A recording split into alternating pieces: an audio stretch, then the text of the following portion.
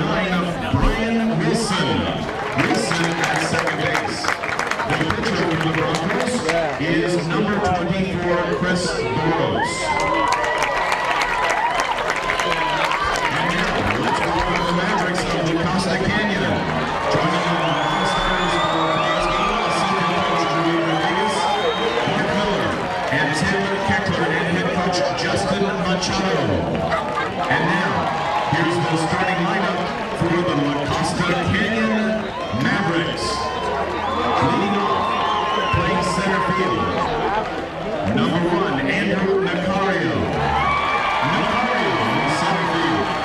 Batting second at shortstop, number 4, Joey Burke. Burke at shortstop. Batting third, at second base, number 8, Chris Fuller. Fuller at second base. Batting fourth, in left field, number 27, Michael Sharper. Sharper in left field. Batting fifth, at first base, number 19, Johnny Zapata. Zapata at first base. Batting sixth, at catcher, number 17, Scott Clement. Clement at catcher. Batting seventh, at third base, number 22, Nick Deal. Deal at third base. Batting eighth, designated hitter, number 12, Peter Buffet. Buffet the DH. And batting ninth, in right field, number 3, Nick Burke. Burke in right field. The pitcher for the Mavericks, number 16, Doug Kgde. Kgde, the pitcher.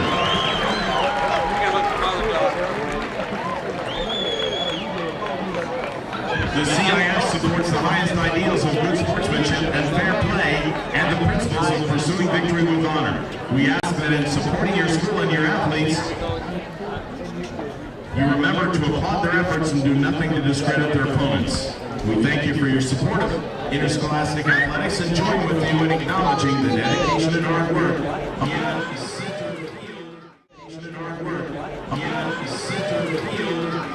Good evening, everybody, and welcome to Tony Gwynn Stadium on the campus of San Diego State University. For tonight's action, it's a CIF San Diego Section Division I championship game. And the two teams in front of us tonight, the La Costa Canyon Mavericks and the Rancho Bernardo Broncos. I'm Ken Gonzalez for George Landsman Productions, alongside my partner David Edmondson. And we will give you the starting lineups for the La Costa Canyon Mavericks.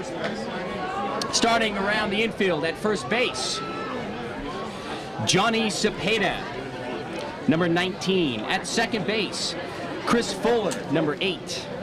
At shortstop, Joey Burke, number 4. At third base, Nick Deal, number 22.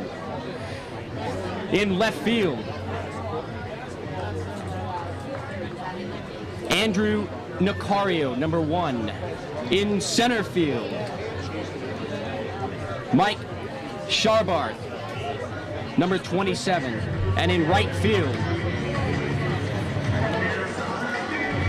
Nick Burke, number 3. Well, David, what do you think? This should shape up to be one of the better games here this evening. We've been waiting for this one all year. Expect nothing short of a classic here. And the pitcher on the mound for La Costa Canyon, Doug Kgde. And behind the plate is the catcher, Scott Clement. And the dimensions here at Tony Gwynn Stadium, you got 340 down the lines, 360 in left center, 370 in right center, and 410 to straightaway center with a 12-foot high fence.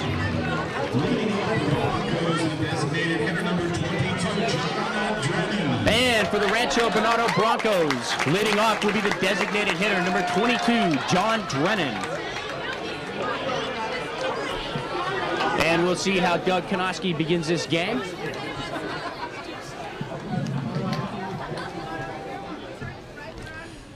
First pitch goes to the back screen for a ball, 1-0.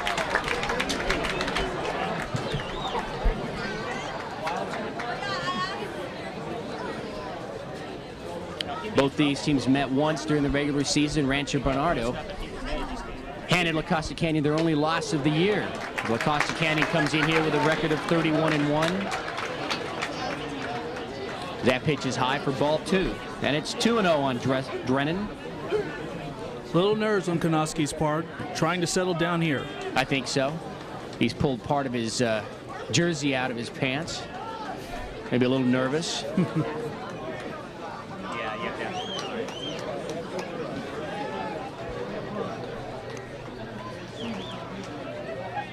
The 2-0 pitch. It goes the opposite way into left field, and it'll fall for a base hit. So John Drennan gets a leadoff single for the Broncos here in the top of the first. And Drennan doing a good job there. Nice, easy swing, not trying to pull the ball, not trying to do too much. Just hitting it to the opposite field. That'll bring up the shortstop, John Alarcon.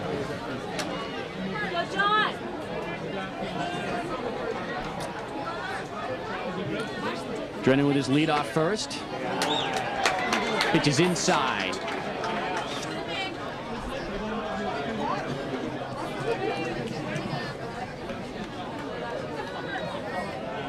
Konoski behind in the count, 1-0. Inside ball 2, 2-0. So he fell behind the leadoff hitter Drennan, and he singled to left, and now he's fallen behind the second batter, John Alarcon. Second baseman cheating toward the bag, anticipating the double play again. That pitch is in there for a strike, and the count is 2-1.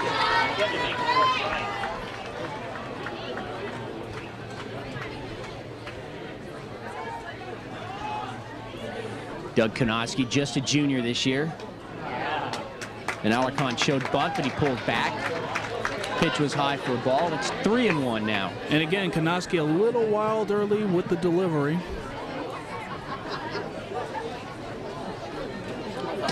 So 3 balls, 1 strike. We'll see what happens with Drennan at first. He takes his lead. Konoski out of the stretch. He sets, and the pitch. High for a ball. So the first 2 men reach base for the Broncos here in the top of the first. And then it'll bring up third baseman Roberto Lopez. Number 21, third baseman Roberto Lopez. Had a lot of drizzle, and we see that Konoski's getting the dirt out of his shoes early on here. Yeah, as the games have gone on here today at Tony Gwynn Stadium, the mist has been falling steadily, so the field is very well saturated right now. Lopez, a junior Bronco, stands in, waits for the delivery by Konoski. Pitches a ball, 1-0, so he starts him off with a ball. He started off all 3 batters with balls. And again, he's been high and inside to all 3 of these batters. That'd be a good time to try and talk to him and settle him down. Second base umpire having him tuck in his shirt.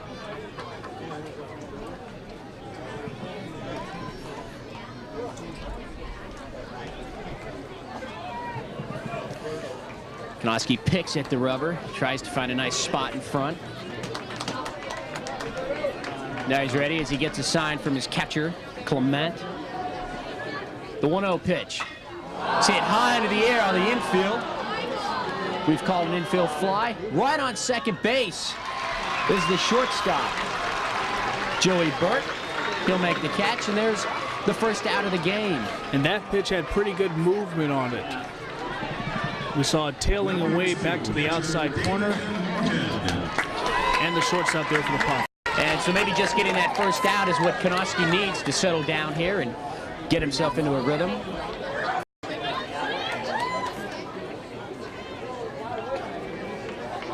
First and second, 1 out. Top of the first. In there for a called strike, 0-1. Dave Moorhead hitting cleanup today, the catcher for the Broncos.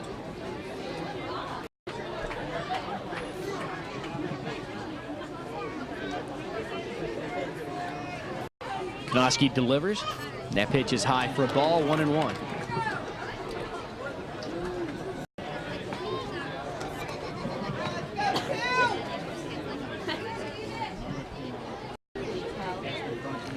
Drennan at second. Alarcon at first. 1 out. A little high and tight. Ball 2. 2-1. And again, high and inside. Maybe the wet mound isn't allowing Kgde to follow through properly. Maybe he's afraid of slipping on that front foot. It might be letting up just a little bit. 2-1 pitch. And that's popped up down the first base line in foul territory. With he has room. Johnny Cepeda went over and took a look, but it was out of play. And the delivery on that pitch looked a little better there. The count is 2 balls and 2 strikes.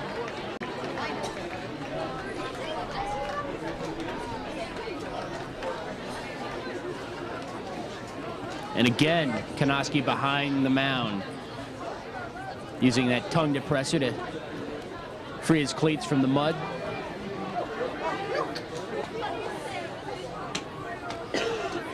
Moorhead digs in. He's got a 2-2 count. Runners take their leads. He comes back high, ball 3. So Kgde now in danger of loading the bases with 1 out here in the top of the first. And Rancho Bernardo is a team that can make you pay if you allow them the base runners to do it. That's true. They've hit 51 home runs throughout the course of the year. That leads the section.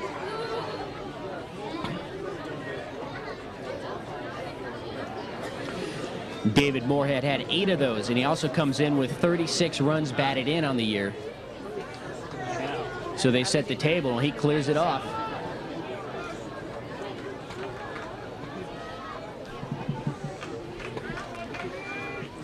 Kgde ready. The 3-2 pitch. And that's low. Ball 4, and the bases are loaded. With 1 out here in the top of the first, and that'll bring up the first baseman, Kevin Campbell. We're going to see very shortly if they can take advantage of it. One of the things that happened in the last game with Patrick Henry, they loaded the bases and were only able to get 1 run out of it. Couple of base running blunders. Managed to kill the rally. And so let's see if Kgde bears down here. Campbell, left-handed hitter. Pitch is low for a ball, 1-0. And now Kgde's going to have to come at him because he doesn't have anywhere to put him.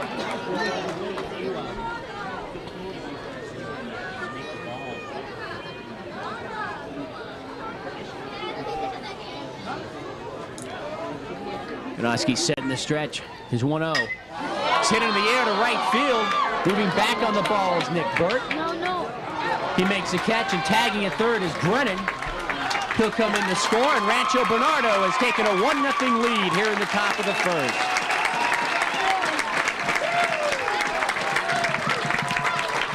So Kevin Campbell comes through with the sacrifice fly to right.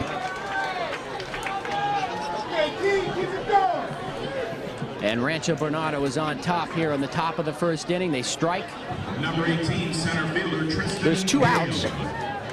Something I picked up on that last pitch, it looked like he was able to bring his drive leg through a little better there.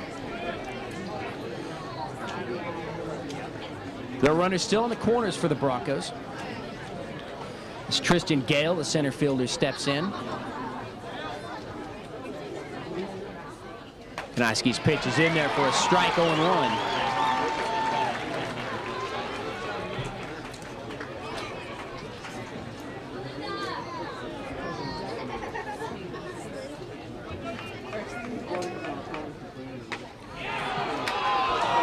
Pitch just low for a ball, 1-1.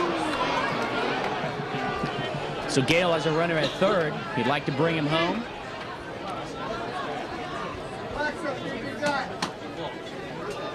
And David, look at that hole between first and second. If he can take one opposite, he can punch one through the right side.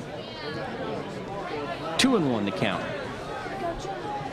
And the way Kgde is throwing the ball, an opposite field base hit might not be out of the question here.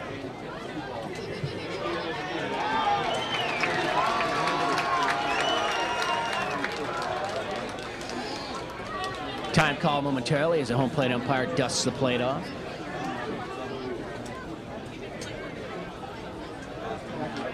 2 balls and a strike, the count to Tristan Gale. He's a senior. Center fielder for the Broncos. Kgde looking for the sign from Clement. 2-1 pitch. Swung on and missed. Going to second, and in there is Dave Moorhead. And he'll have a stolen base. Moorhead got a really good jump on that pitch. Yeah, he stole that ball off the pitcher, Kgde, I believe. I don't think there was anything Clement could do on that. And he held the runner at third. And with that, the infield is going back deep. 2 balls, 2 strikes. In there, strike 3 call. Oh. Gale was heading towards first. That would have only been ball 3. But anyway, the Broncos will come up with a run. They strand 2. And we'll go to the bottom of the first inning. The Mavericks will have their first at-bats. It's the Broncos 1, the Mavericks nothing.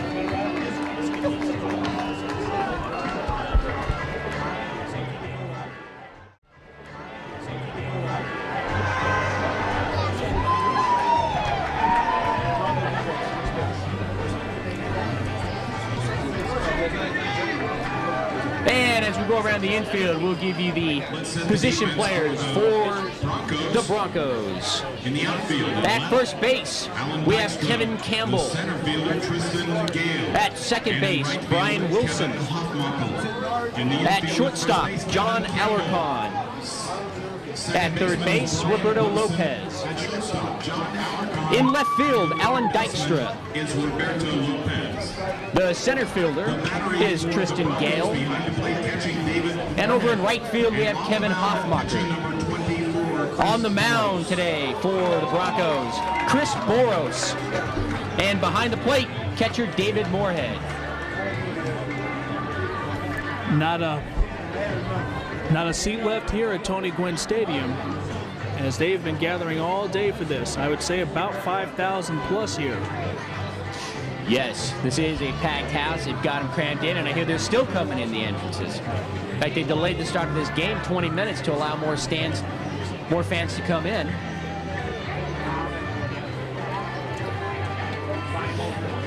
And to lead things off for La Costa Canyon will be Andrew Nicario, the center fielder.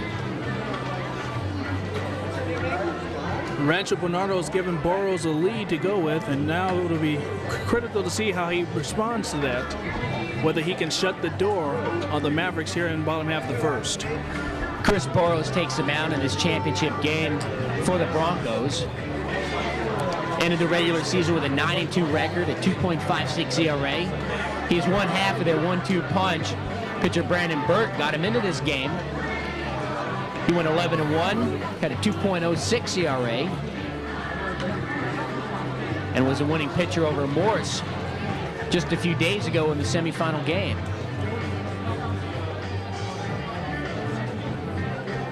Burrows possesses an excellent curveball.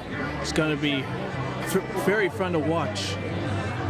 Well, we'll see if he sets a table with it here in the first inning and sets up the batters.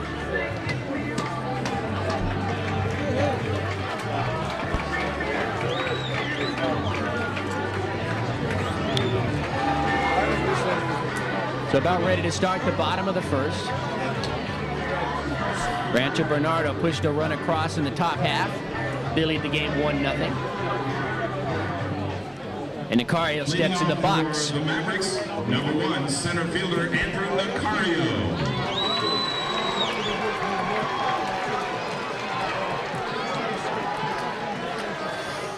So Boros behind the mound, taking it all in. Now he'll climb up, set on the rubber. Home plate umpire indicates pitch.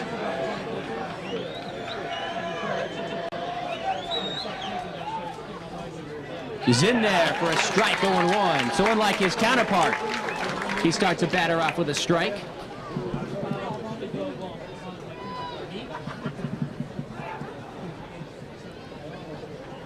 Now we'll have a conference on the mound as catcher David Moorhead goes out. He might have been crossed up there, just wants to get the signs correct with his pitcher. Nicario's job not necessarily to get on, but to take as many pitches as he can so his teammates can get an idea of the arsenal Burroughs possesses.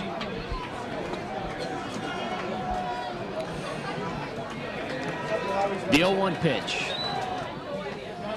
In there for a strike, 0-2. Looked like a little off speed there. Yes, he did. Rancho Bernardo, 27-5 on the year. La Costa Canyon, 31-1. And the only loss coming to this Bronco team, a 5-1 defeat earlier in the year. That ball is grounded to third. Up with it was Dykstra, and just as he tried to bring the ball from the glove to his throwing hand, he bobbled the ball. So on base on the error is Andrew Nicario. It's going to be very interesting. Came up with it cleanly, just couldn't get it out of the glove.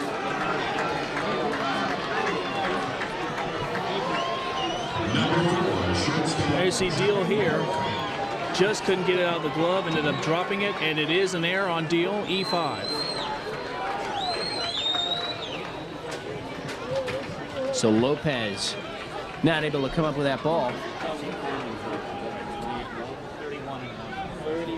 And there's a man on first, nobody out. They do give him the error. Joey Burt, the shortstop, left-handed hitter. Digs in in that left-handed batter's box. Taking a lead is Nicario. Burroughs goes over. Tries to keep him close. Burroughs has one of the better pickoff moves for a right-hander in this division. You can see they're giving him all of first and second base, that area in between.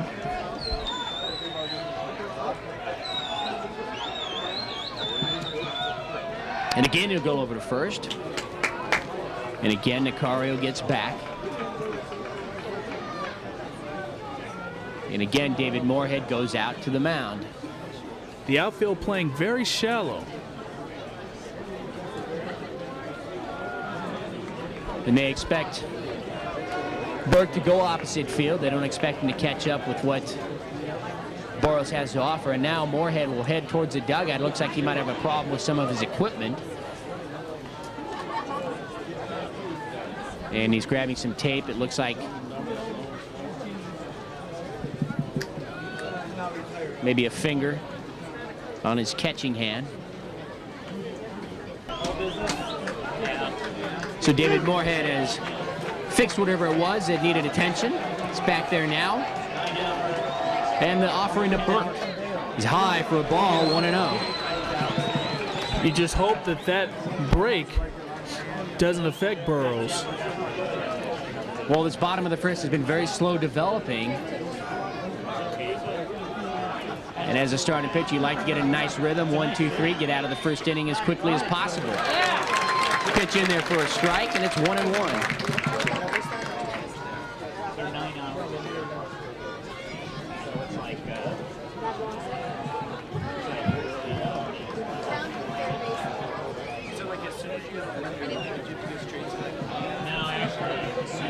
Burroughs set, goes to the plate. Oh, the ball gets high, and it gets off of Moorhead's glove and all the way to the backstop. And they'll probably give him a wild pitch on that. And heading to second base will be Andrew Nicario. And with that, the Mavericks have the tying run in scoring position. So Nicario on base on the error, takes second on the wild pitch. And he finds himself in scoring position. That'll change the alignment of the infield. Yes, as they do shift back. 2-1 to Burke.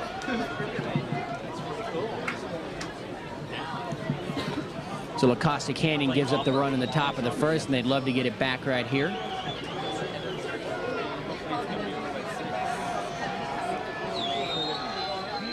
Two-one pitch inside, ball 3-1. And again, another conference with Moorhead, and now the manager comes out. So Rancho Bernardo, they just don't seem to be getting into the rhythm of this ball game here in the bottom of the first inning. This is the second batter of the inning we've had now. Catcher's gone to the mound 3 times. He's gone to the dugout once. He goes out twice in 1 inning. Definitely seems to be a bit rattled. Hopefully his manager can talk to him and calm him down.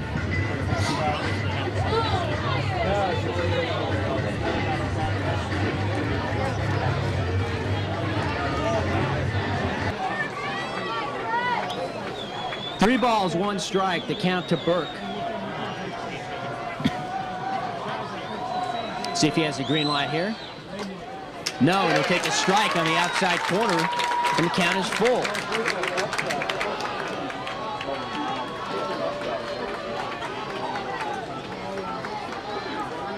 That mist is starting to become really thick here at Tony Gwynn Stadium. Settling onto the field.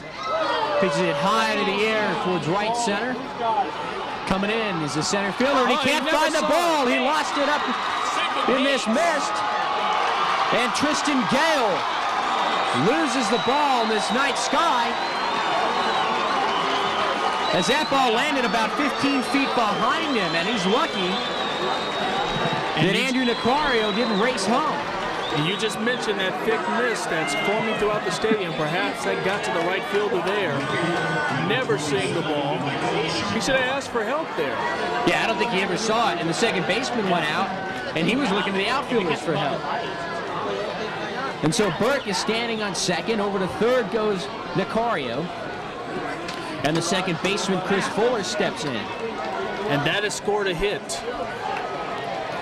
Well, he never touched it, never even made an attempt on it.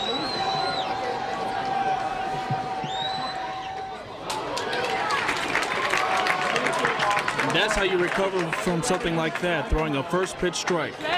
He's now gotten in front of the 2 out of the first 3 batters here.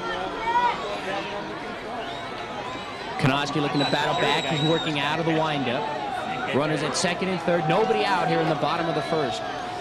His 0-1 pitch. A little outside for a ball, 1-1.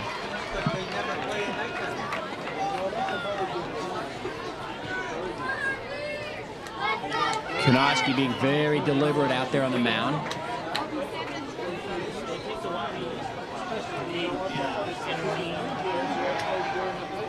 One pitch to Fuller. It's hit into the gap in the left center field. Racing over is Gale. And he's able to bring it in. Tagging from third base was Nicario. Coming in from second base was Burke, and they're going to nail him at third.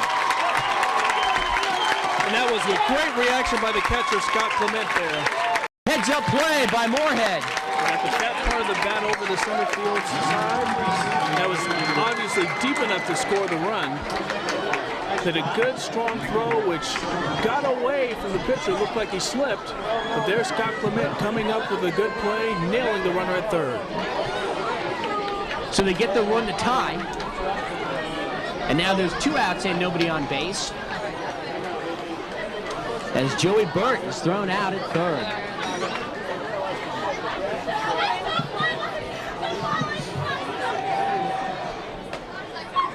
Pitch a little high for a ball.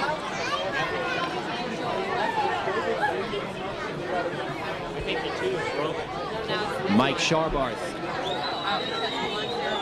as the count 1-0. Kgde's pitch is ripped foul down the third base line. Count is even at 1-1. Just out in front of that, just a bit too early. Yeah. And even since Gale had that strange play in center field, the mist has become even thicker, as the reflection from the lights can't be helping the outfielders too much. A 1-1 pitch, a little outside, ball 2, 2-1. If Sharbarth can get on for La Costa Canyon on deck, Johnny Cepeda, the first baseman, pitches foul back, 2-2. Reality, they should be out of the city. That guy should have.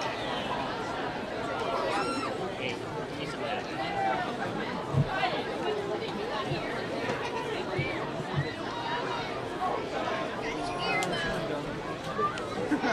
That goes with it. Time back in. 2-2 pitch. Swung on and missed, and down he goes. So he comes back and he strikes out Sharbarth to end the inning. But La Costa Canyon scores a run to tie the game. And as we go to the top of the second, it's the Broncos 1 and the Mavericks 1.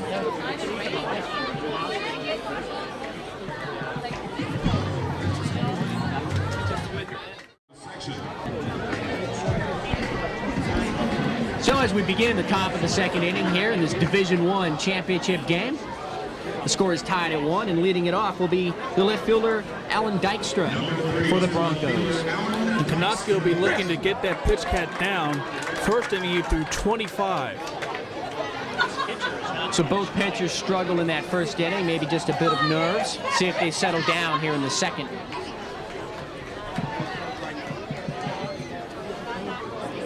The 1-0 pitch. A little outside, ball 2, 2-0.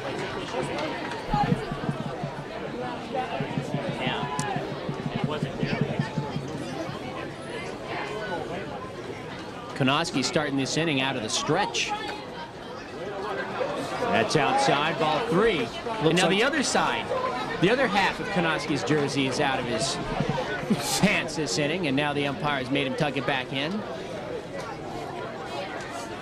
And he starts off the leadoff hitter, 3-0. The 0 pitch is in there for a strike, 3-1. So Kgde has been behind the hitters here, all 5 that he's faced. All 7 that he's faced. Faced 6 hitters in that first. A run came across. Just fouled straight back right over us. Yeah, just a little too far out of reach there. And the count is now full, 3-2.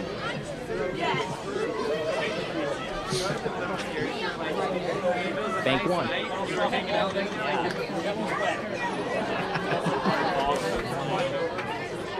3-2 pitch, a strike 3 called.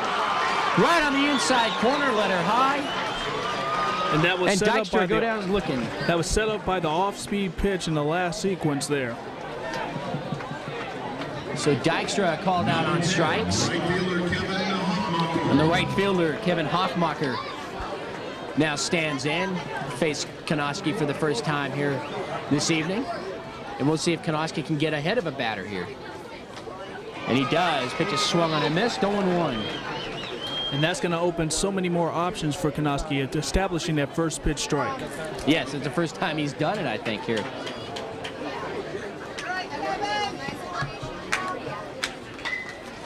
Pitch is popped up on the infield. The second baseman, Fuller, goes back. A little bit of dramatics there, but he makes the catch. Everything will be tough to hang on to in this mist. And that'll bring up second baseman Brian Wilson, left-handed hitter.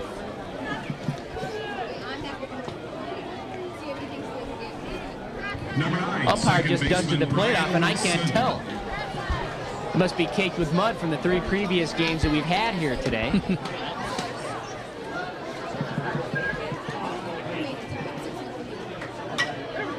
That's grounded towards second base. Fuller again up with it, across to first in time. And quietly go the Broncos in the top of the second inning. We played an inning and a half. The score is tied at 1. I'm Ken Gonzalez along with David Edmondson. We're with George Langevin Productions. We'll be back with the bottom of the second right after this. Championship rings are available from the official provider of rings for the San Diego section. Now for teams or individual orders are taken. Ring styles nominally. Leading off for the Mavericks here in the bottom of the second inning will be the first baseman, Johnny Cepeda.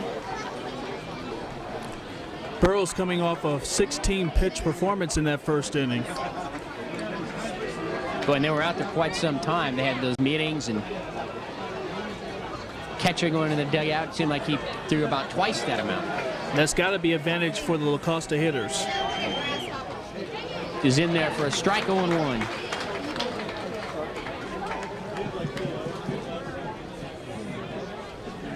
With a win today, La Costa Canyon can establish a record for most wins in a season, surpassing the mark that Montgomery set just last year. Pitch is swung on and fouled down the left field line. The third baseman coming over, and Roberto Lopez puts that ball away.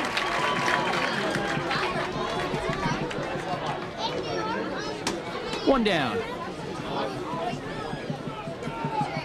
Number 17, catcher Scott Clements.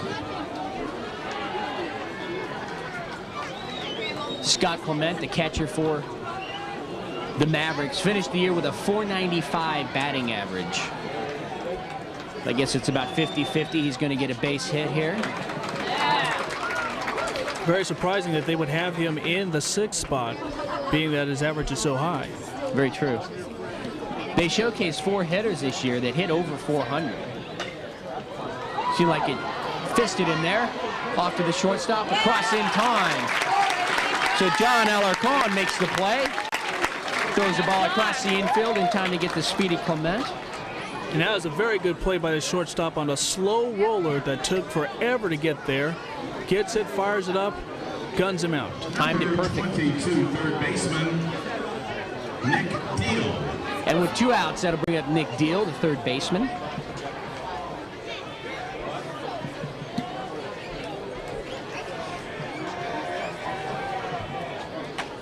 This pitch is a little inside, 1-0. Mentioned the fact that La Costa Canyon showcases 4 batters with 400 averages or better. Of course, Clement, 495. Joey Burke, the second baseman, at 449. 1-0 pitch is in there for a strike, 1-1.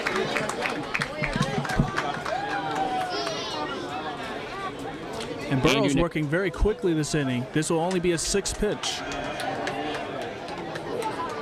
Little outside ball, 2-1. It seemed like both pitchers settled down after that first inning. Andy Nicario hitting 417 and Mike Sharbarth at 416. Pitches popped up along the first base line. That'll go out of play. To go with that last point, both of them establishing control. And that's what they needed. That's exactly what their coaches wanted. There's now 2 balls and 2 strikes on Deal. There's 2 outs, bottom of the 2nd inning. We're tied at 1.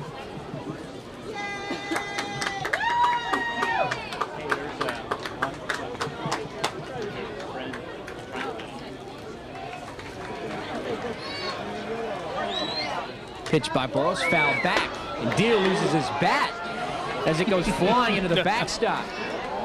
That's just due to the excitement there.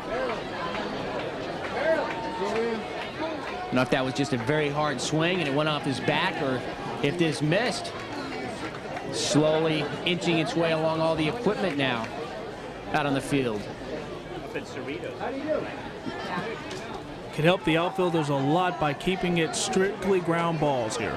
That's right, because they're having much difficulty catching those fly balls, picking them up. Pitch is high for a ball, and now the count is full to Deal. So Zepeda and Clement went down rather easily for Boris, and now he's worked the count full to Deal. And that pitch is outside ball 4, so just as though it looked like he was going to get out of the inning, 1-2-3. He allows a 2-out walk. And Peter Bethea, the designated hitter for La Costa Canyon now, comes up. Batting for the pitcher, Doug Konoski.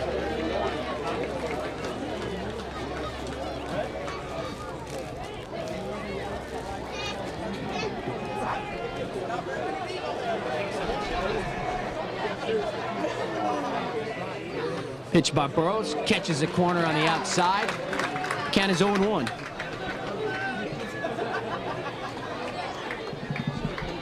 And they are going to hold the runner even with 2 out here.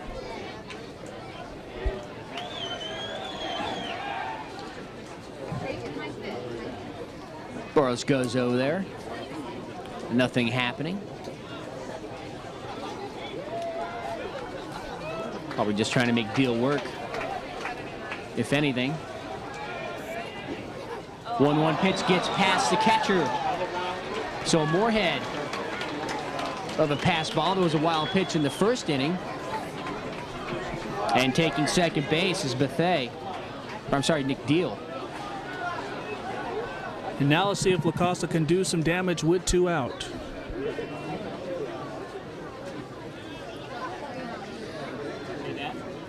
Two balls and a strike to Bethea.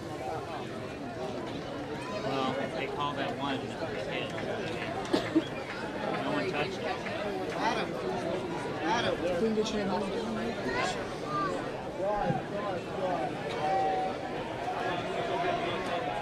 Burrows checks the runner at second. Now deals to the plate. That ball is lifted into center field. Gale is under it. And you put it away for the final out of the inning. So they strand a runner. Deal with the 2-out walk. Heads to second on the wild pitch, and he's stranded there. We played 2 innings here, and we're tied at 1. at Tony Gwynn Stadium makes the day special. Thank you to Tony Gwynn Stadium staff and the Daktronics Group for all that they do.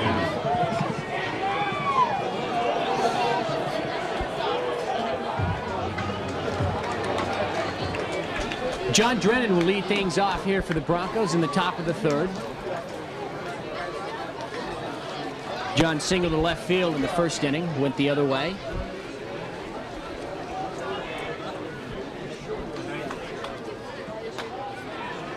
Oh, must have been a little inside for a ball, 1-0.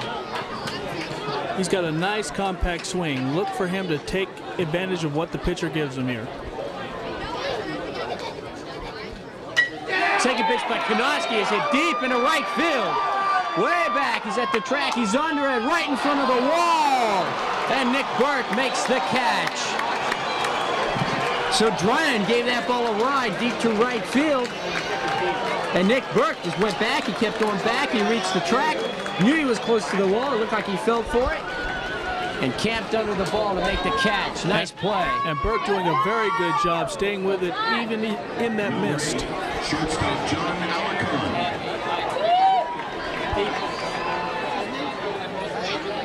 John Alarcon walked in the first inning.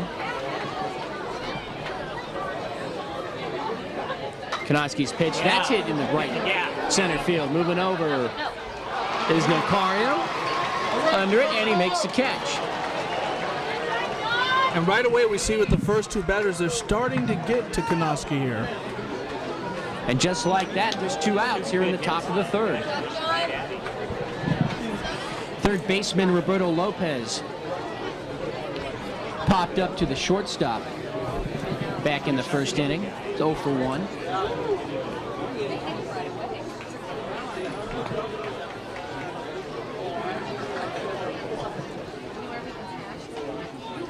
Breaking ball a little bit high by Kgde, 1-0.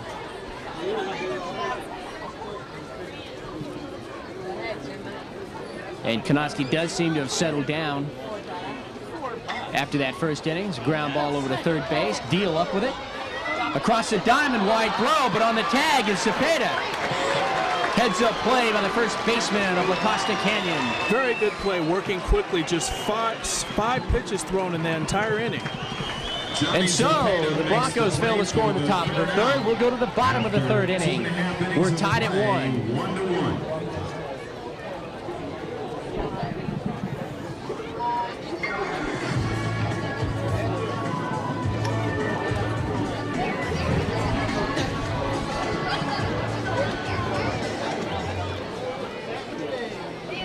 Nick Burke starts things off here for La Costa Canyon in the bottom of the third inning. We finally reached the bottom of the order. Nick made that fine catch in right field in the last inning off the bat of, what was that?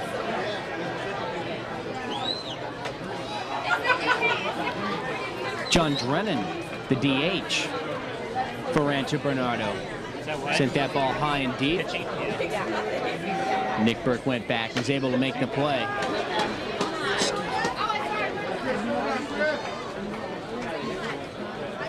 Two balls and no strikes to Burke. Again, a bit of a layoff for the pitcher here. 2-0 pitch is high for a ball. Ball 3, 3-0. Those long changeovers can affect delivery and where he decides to target the ball, and he's been high all 3 pitches here. 3-0 by Boros. Inside, ball 4. So he walks the leadoff man on 4 pitches. And that'll bring up the top of the order, Andrew Nocario, the center fielder. Top of the order, center fielder number 1, Andrew Nocario. Nocario reached base on an error by the third baseman Lopez back in the first inning. He eventually came around to score. He scored on that sacrifice fly by Chris Fuller.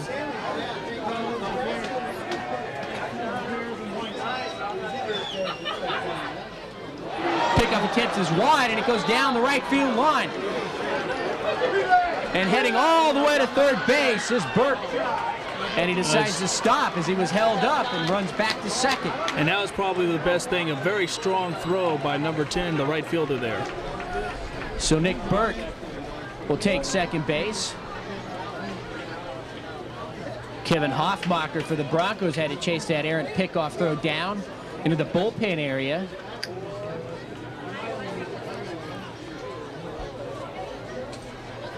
And you score that an E on Burrows. Yes, they give the pitcher an error there. And should be.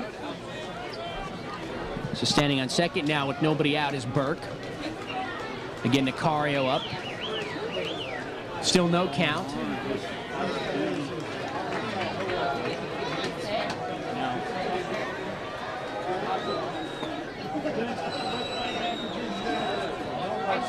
Boros checks the runner at second. Off to first, and it's bunted up along the first base line. He looks at third, decides to go to the second baseman covering. So Brian Wilson covers on the throw from Kevin Campbell, the first baseman. And on the play, Burke heads over to third, and with one out, Scored the fielder's choice 3-4, and probably the right play. Joey Burke, the shortstop, left-handed hitter, steps in. That's in that same room it was last year. How do I get He to walked that? So I'm going to be coming to the... in that first inning and was cut down at third base trying to advance on the sacrifice fly that scored Nicario. like this. It's, you go through the gate, right? And you walk And at this point, if he can get something high and deep, that's going to score the run easily. green area, and then it's right A there. little high and outside, 1-0. Grass area. Grass, yeah.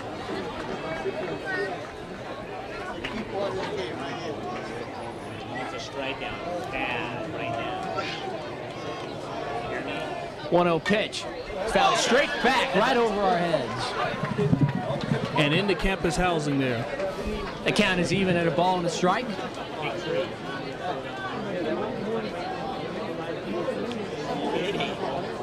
Pop on your head.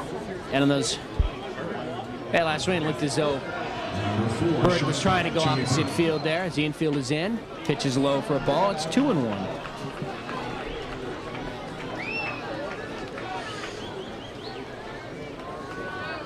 Squeeze play could be in order. The left-handed hitter could drag it up along the first base line, but he'll slap it right over the stretched out hand of the shortstop, John Alarcon. And in comes Nick Burke. And La Costa Canyon has taken a 2-1 lead. And again, a clean piece of hitting by Joey Burke. Not trying to do too much with the pitch. Takes it to left center field. Second baseman. Easy run scored. La Costa back on top, 2-1. The second baseman, Chris Fuller, steps in. Had the sacrifice fly to left field back in the first inning. Credited with an RBI as Nicario came in to score. And now he's up there with a man on first base, Joey Burke. Burke takes a big lead. Pitches high for a ball, 1-0. That walk hurt him.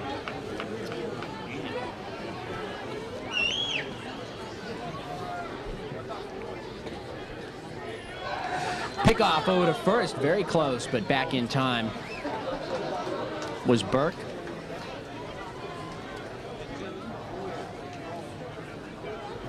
And now that 4-pitch walks hurts Burrows coming into this inning.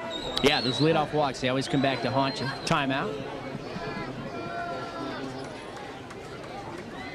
And that's what happened. 4-pitch walk, and he's come around to score, giving La Costa Canyon a 2-1 lead.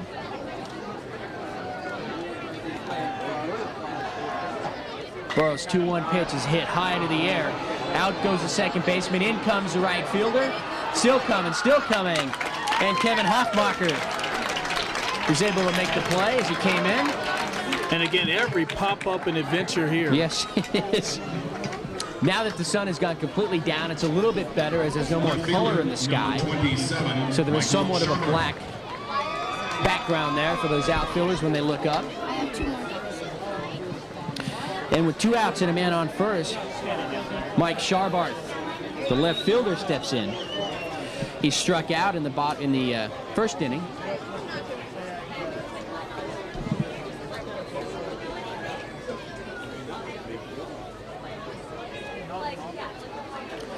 So Burke still at first, had the RBI single. Again, Burrows goes over there. I don't think Costa is too keen on stealing off Burrows here. Not a very big lead. Moorhead ready behind the plate. Here's the pitch, high. So we start Sharboth off with a ball. He's behind 1-0.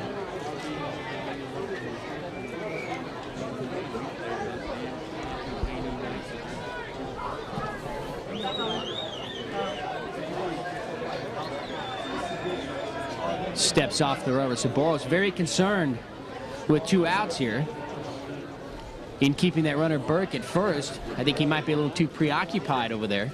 And that could cost him if he's not too careful.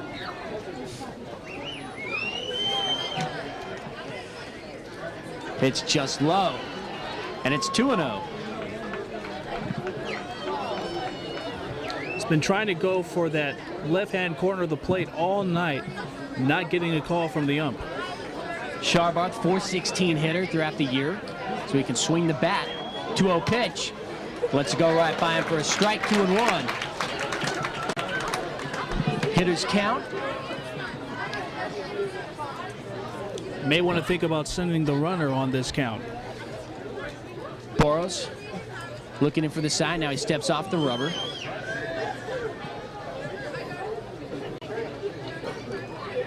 Now he's back on. Moorhead throws the signs out. He's ready. 2-1 pitch. In there for a strike, 2-2 at the knees. Very nice off-speed pitch. So Mike Sharboth now is the count 2-2. There's 2 outs, so I'm sure now Joey Burke will be running.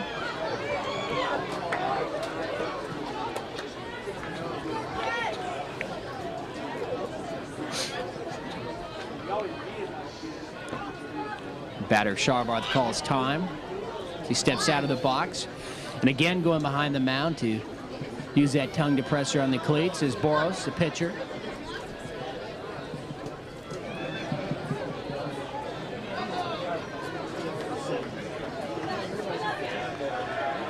The 2-2 pitch is fouled straight back. And that was pitch number 16 for Burrows this inning. He's thrown a total of 45 in the first 2 2/3. And not to mention the numerous pickoff attempts that he's thrown down to first base. It all adds up.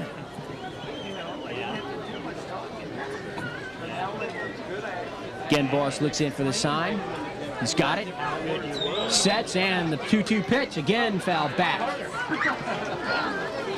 So we'll start off again. Burke retreats back to first base. Burke going to take his time there. He's gone on the last 2 pitches. Running a little out of breath.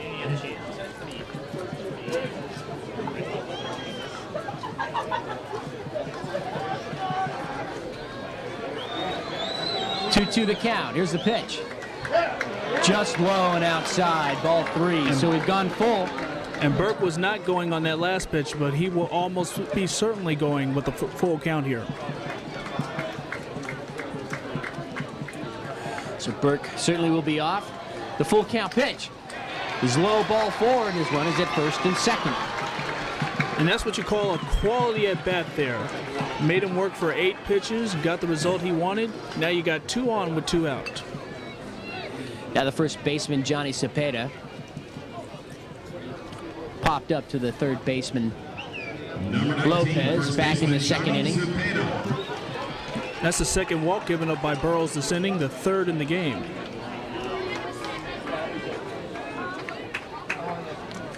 So the Mavericks has pushed a run across here in the bottom of the 3rd. They lead 2-1. They have runners at first and second. 2 out. Left-handed hitting Cepeda. Pitched by Burrows. On the outside corner for a strike, 0-1.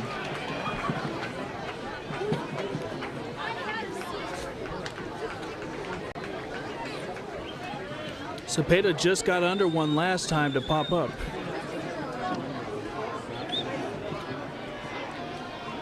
The 0-1 by Boros. He took something off that pitch. It was inside. And the count is now 1-1.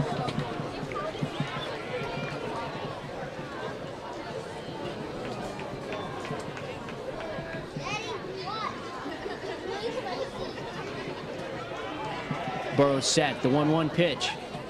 And it hits him. So Cepeda is hit on the leg. And that'll load the bases. And so the inning starting to unravel a little bit for Boros out there.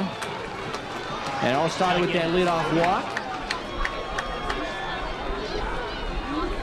And that's now 21 pitches this inning for Burrows. You may want to get somebody warmed up if you're Rancho Bernardo. We got 2 walks and a hit batter here in the inning. Sandwiched all around a single, which drove in the run. A single by Burke. Burke now standing at third. And with the exception of the first out made, he's been behind every single batter this inning. And the very dangerous catcher, Scott Clement, now stands in. Clement.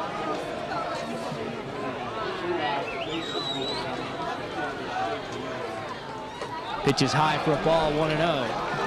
And again, he wasn't even close with that pitch. Again, Clement, .495 average on the year.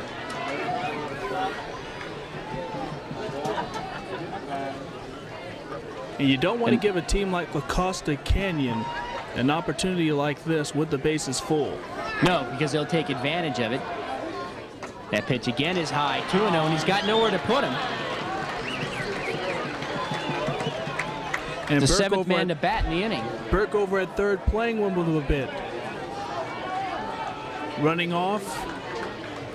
So you would think that Burrows has to come right over the plate here, and Clement could be sitting on something and drive it. Right down the middle. Didn't offer on it. It's 2 balls, 1 strike. Clement had the green light, decided to hold off here. Clement grounded out to shortstop in the 2nd.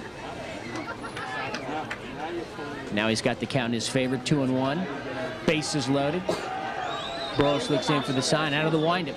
And the pitch is high, ball 3, 3-1. Well, he either comes over the plate with a strike here or he's walked in a run. And I don't suspect they'll be starting the runners. The 3-1 by Boros. Swung on and missed. He challenged him, went right after him. That was about all he could do. And Clement couldn't catch up, and the count is now full, 3-2. And the first baseman now leaves. He's going to play defense.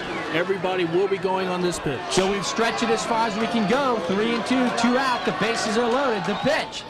Foul, straight back. And the drama continues.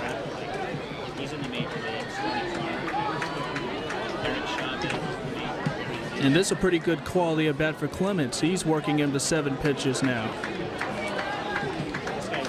This has been Boros's, I think it's his hardest inning he's worked, if I'm not mistaken. Been out there a while. Looks in for the sign, and the 3-2 pitch. Swung on, hit in the air to center field. Playing in was Gale. He looks to be under it now, and he makes the catch. So Clement flies out to end the 3rd.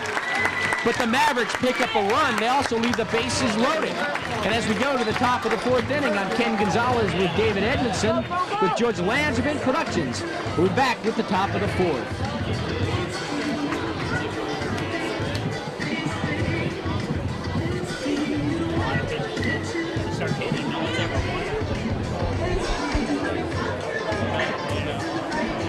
What are you doing?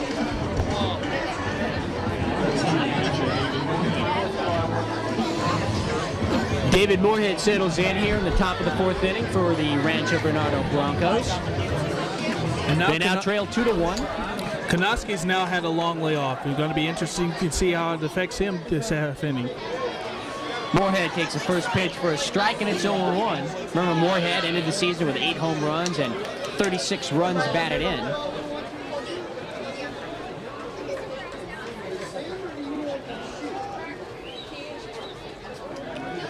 Little outside for a ball, and the count is now 1-1.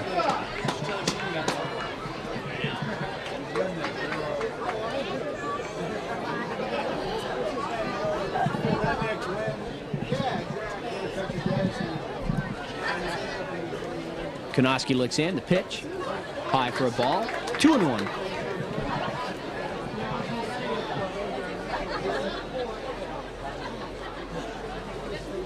Moorhead walked and stole a base. And he sends one high and deep into the air and left. Hooking.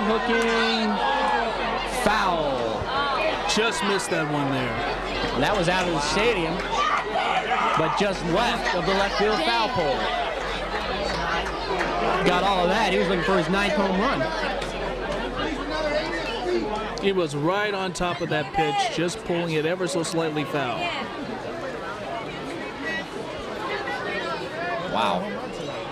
Konoski should have plenty left in the tank coming off a 5-pitch inning last half inning.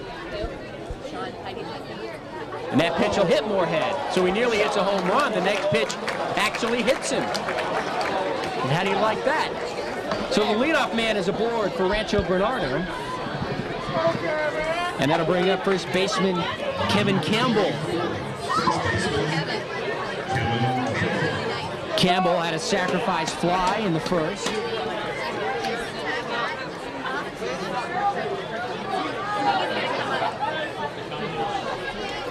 Now he comes to bat with a runner on first, nobody out, top of the 4th inning.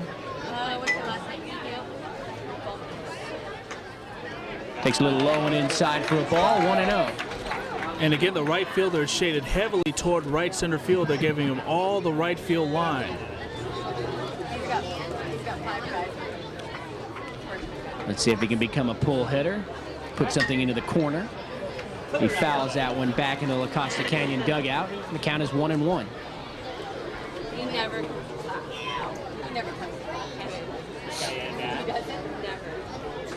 Is that photo?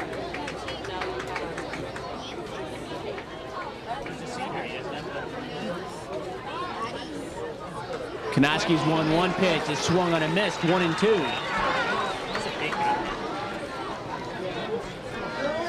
That one had a lot of velocity on it. He hit a grand slam. Center fielder Tristan Gale is on deck. The 1-2 pitch is swung on and missed, and down goes Campbell.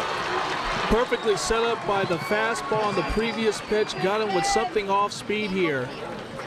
That brings up Gale. Gale struck out looking back in the first. Number 18, center fielder Tristan Gale. That's strikeout number 3 for Konoski here. A little high. Moorhead takes his lead off first. 1-0 the count.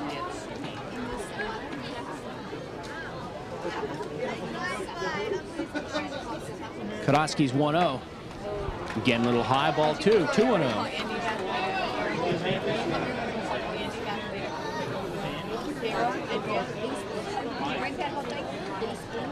Rancho Bernardo down 2-1. Top of the 4th inning. 1 on, 1 out. That pitch is hit high in the air into center field. Nicario circling underneath. Finally comes down. That ball was skied. And that's 2 down. Looked like he got it off the wrong part of the bat. Number 32, left fielder Alan Dykstra. Alan Dykstra struck out looking in the top of the 2nd. He's 0 for 1.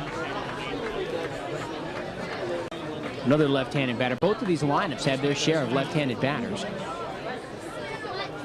Pitch is swung on a miss. Look at an off-speed pitch. 0-1.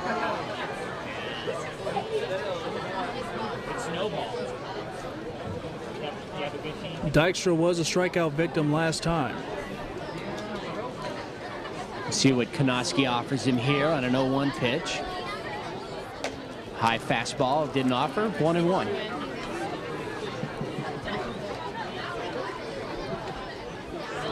The Costa Canyon, number 1 in the state, ranked number 2 nationally. Have a 26-game winning streak coming in. There goes the runner. The throw down to second is in time. As he came up, Dave Moorhead came up and popped up a little bit too soon. He would have been in if he would have stayed down. And the shortstop, Joey Burke, applied the tag. And so he's thrown out. And we'll go to the bottom of the 4th inning. La Costa Canyon still hanging to a 2-1 lead.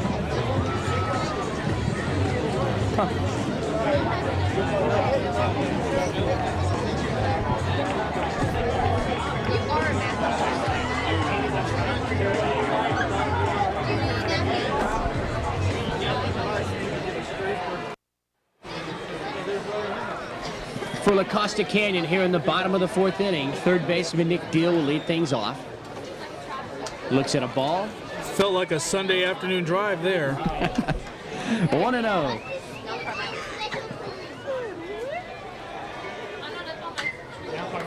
Nice fastball by Burrows, fouled away.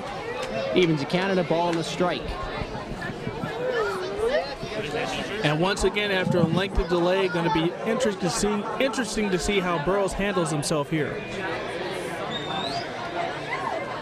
1-1 pitch, swung on a miss, 1-2.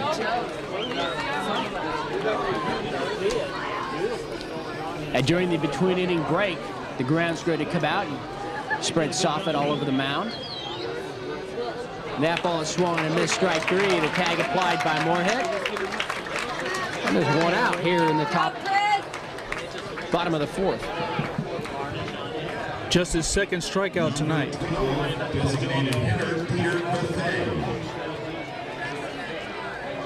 Peter Bethay, the DH, now steps in. He flied out to center field back in the 2nd inning. Seemed like an eternity ago.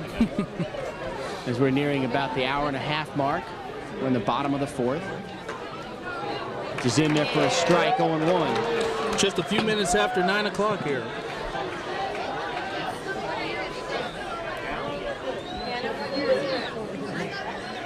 The 0-1 by Burrows. Fouled away again, 0-2.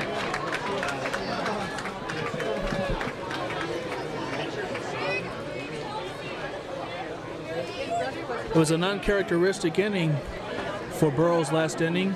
Getting behind the batters, he's got in front of the first 2 here. Strike 3 called, and down he goes. So Buffet goes down looking for La Costa Canyon. And that'll bring up the right fielder, Nick Burke. Burrows seeming to find his groove this inning. And the center fielder for the Broncos, Tristan Gale, has shaded over towards left center, opening up a big hole in that right center field gap. See if Burke can find it. Pitch is a little high for a ball, 1-0. That is a streak of 6 consecutive strikes thrown by Burrows. Pitch is the ground ball over to short. Alarcon is up with it, across the diamond in time, and that'll retire the side. So an easy inning for Burrows here in the bottom of the 4th. We played 4. The Mavericks are on top of the Broncos, 2-1. I'm Ken Gonzalez with David Edmondson. We'll be back with the top of the 5th right after this.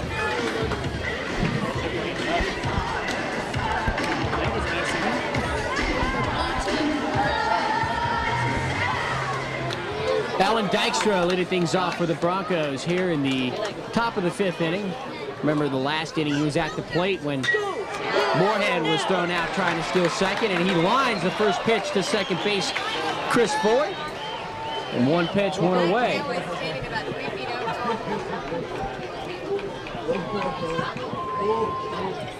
Number 10, right fielder, Kevin Hoffmuckel. Hoffmucker takes a strike, 0-1.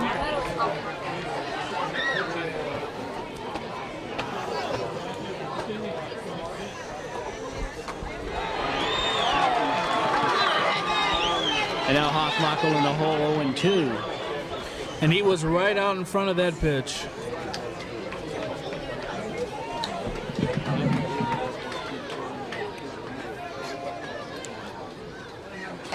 Oh, 2 pitch a little high for a ball, 1-2.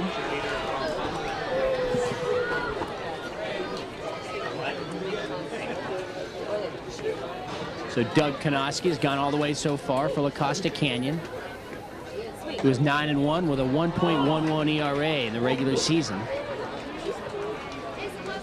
The count is now 2-2 on Hofmackel.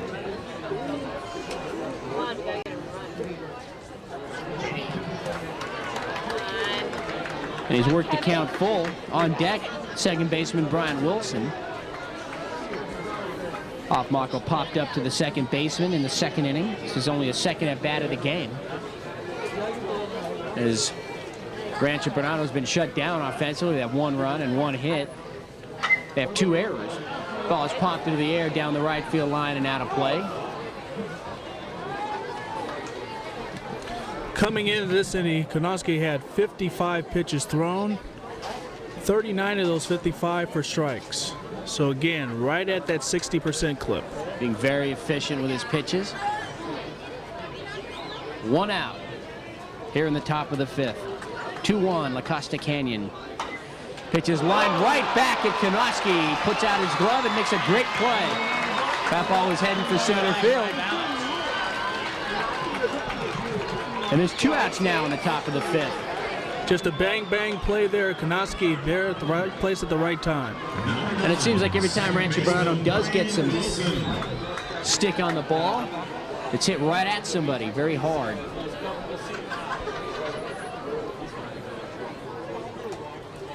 Brian Wilson takes a strike, 0-1.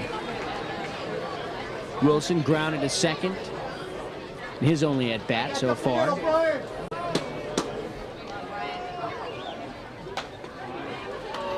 A little high for a ball. 1-1.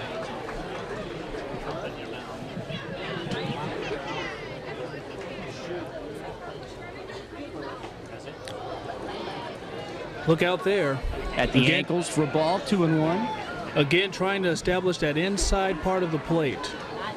Haven't seen him come too much inside to these batters here. Timeout's called. The Rancho Bernardo coming in, the number 2 seed. Playing without the outfielder John Peabody, who severely sprained his ankle this week in playoff action. He just signed a letter of intent to play with San Diego State next year. So that could be a very big loss, and it's proven so here for the Broncos as they trail this game 2-1. Kgde once again working very efficiently here.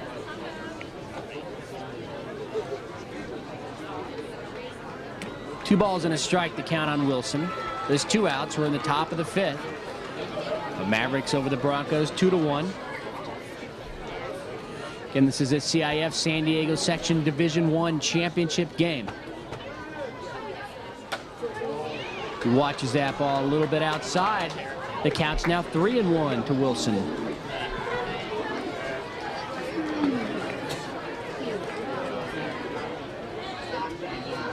Kgde's pitch in there for a strike, and the count is full, 3-2. And again, another great off-speed pitch set up by that fastball on the previous one.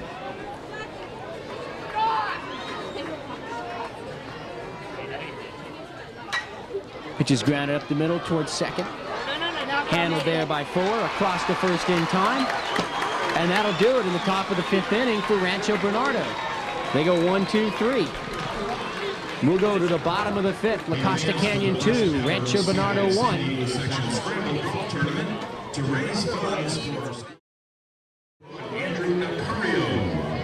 And Andrew Nicario will lead things off for La Costa Canyon here in the bottom of the 5th inning. He's 0 for 1, reached on an error in the first, 0 for 2, then retired on a fielder's choice back in the 3rd. Take the first pitch here over the plate for a strike, and it's 0-1.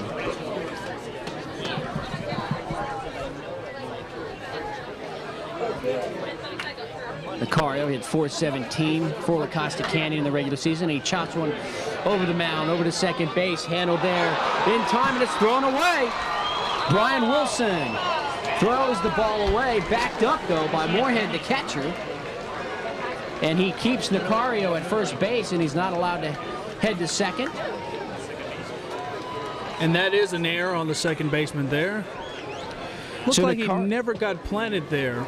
Almost came sidearm with the delivery to first base. Might have rushed his throw.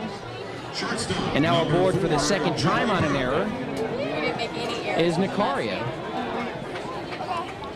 Joey Burke, the shortstop, now digs in, puts some dirt on his hands, wipes his pants. Now he grips the bat. Here's the pitch. A little bit high, 1-0. Nicario reaching base any way he can. That's the second time he's reached base on an error. Burke 1 for 1 with a walk. And Burrows goes over to first. Nicario back.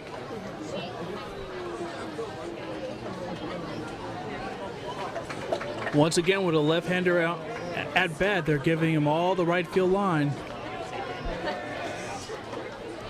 Again, the pitch is high, 2-0. So he's worked behind now to Burke. The leadoff hitter got aboard. Rancho Bernardo would like to keep La Costa Cannon in check here in the bottom of the 5th. 2-0 pitch is in there for a strike. Snap throw back to first, and it goes down the right field line. Nicario heads. Well, he took a wide turn at second base. Held up by the third base coach.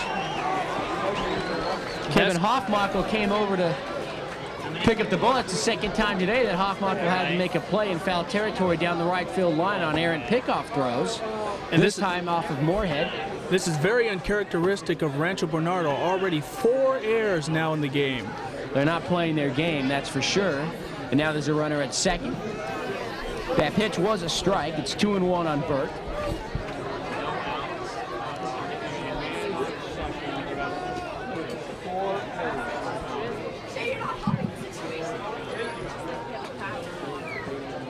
And you got to be concerned with the pitch count. This will be pitch number 71 for Burrows. Burke digs in. Corners are in on him. He'll take a ball. It's 3-1.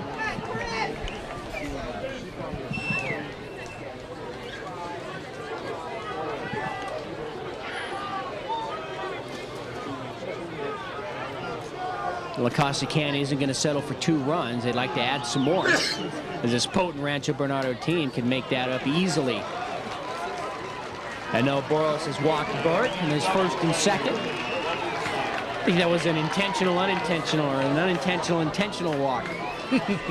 As he just pitched around him, he had the open base. Didn't want to fool with him, and now he's set up the double play. It's now the 4th walk given up by Burrows here. First and second, nobody out. Second baseman Chris Fuller.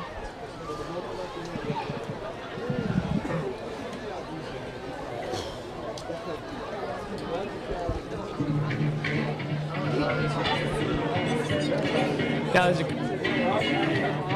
conference on the mound. We can see some activity on the third base side of the diamond. Looks like Rancho Bernardo is getting somebody. And we'll take a break right now.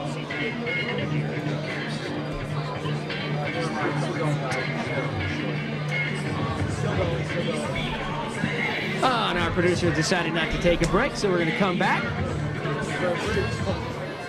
Again, as I was saying, that's now 73 pitches for Burrows, and Rancho Bernardo responding, getting somebody heated up on the left side of the bullpen there. Those guys in the truck, you never know what they're thinking down there. And the mist getting even more thick. First and second, nobody out. Fuller. Burrows looks in for the sign, the pitch. Attempts to bunt. He leaves a bat out there. It goes past for a strike, and it's 0-1. Fuller just trying to see where the infield positions itself on that fake bunt there. Corners came in hard. But I think the middle infield is still keeping within double play depth there. But at this point, if you can only get one base, you would rather it be third. You want to try and get that lead runner. The 0-1 pitch. Again, he's bunting. Nice one up along third base. It's going to die about a third of the way there. The throw to first is a little bit high, and it pulls the second baseman, Brian Wilson, off the bag. Perfectly executed bunt by Fuller there. And the bases are loaded now with nobody out. And La Costa Cannon is knocking on the door. They're looking to break this game wide open here in the bottom of the 5th. So the catcher, David Moorhead, came out, he fielded the ball nicely. He turned, but his throw to first was high. And Wilson came off the bag, and the umpire was right there to make the call. And again, remember, this inning started with an error by the second baseman, and then an error by the catcher. And they give another error on the catcher now. Timeout by the batter, number 27, Mike Sharbarth. Sharbarth hit .416, so he's very dangerous, and he's coming up with the bases loaded. Burroughs' pitch took something off. It stays high, and the count is 1-0.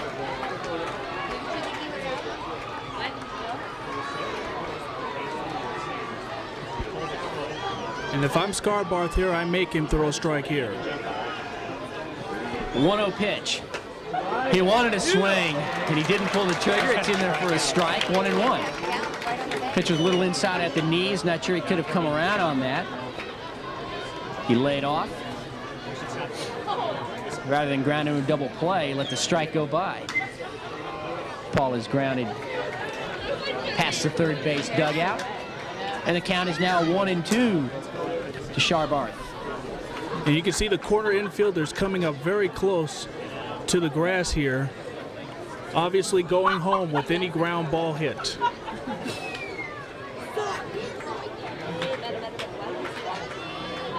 That's right, third baseman going down angle on that. The pitch. He swung at a high fastball and he fouled it back. The count remains 1-2.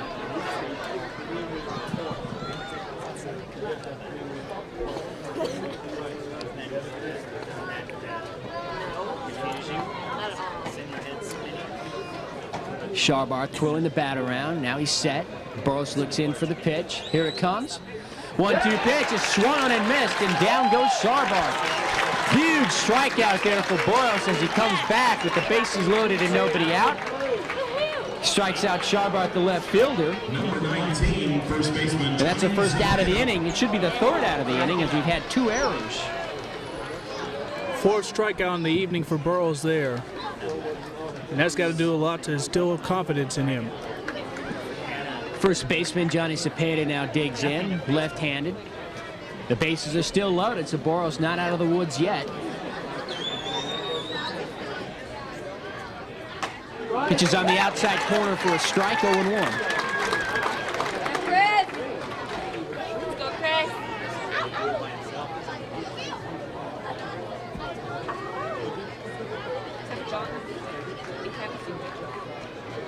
Now the first baseman a little bit back, now he creeps in. And he's going to go for a steal of home. It's a squeeze play, and they get the bunt down.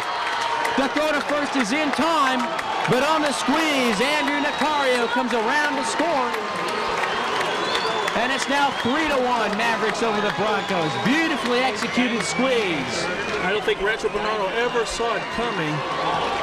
I hardly saw it coming.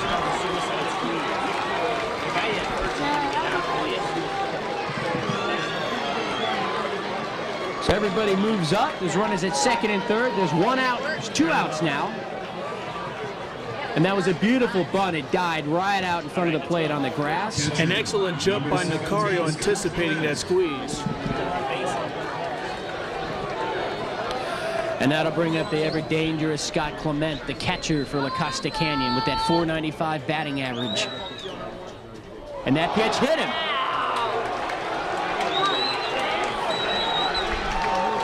And I said it at the outset, you just can't give opportunities to a team like La Costa Canyon. Second hit batter for Burroughs tonight. Moorhead coming out to talk to his pitcher.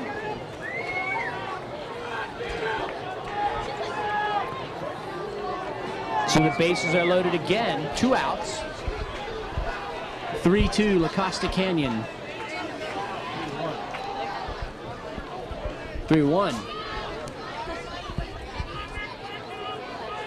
Nick Deal, the third baseman now, will stand in. And it looks like we got a pinch runner for La Costa Canyon.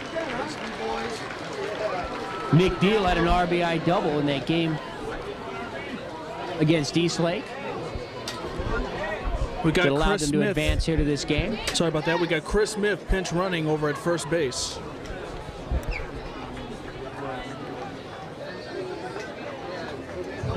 Running at first base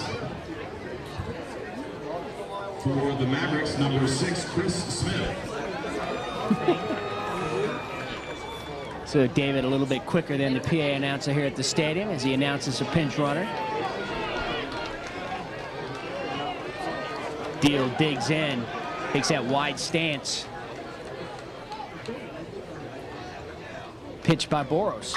Swung on and hit, and up into the air goes the shortstop, John Alarcon, to make the catch. As that ball was heading into the gap in left center field, and that would have surely cleared the bases. But La Costa Canyon pushes over a run on a bases-loaded squeeze play. We'll go to the top of the 6th inning.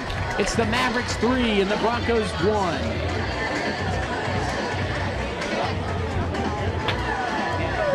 It's amazing those errors from the Costa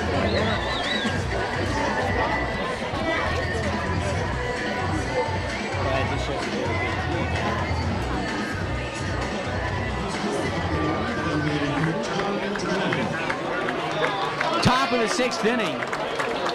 And Doug Konoski 6 outs away from landing his team the 2003 CIF Division I baseball title. Swung on and missed, 0-1. Both of these pitchers doing an outstanding job controlling the batters. The difference here, 5 errors by Rancho Bernardo. Travis Jones has taken over at second base for La Costa Canyon.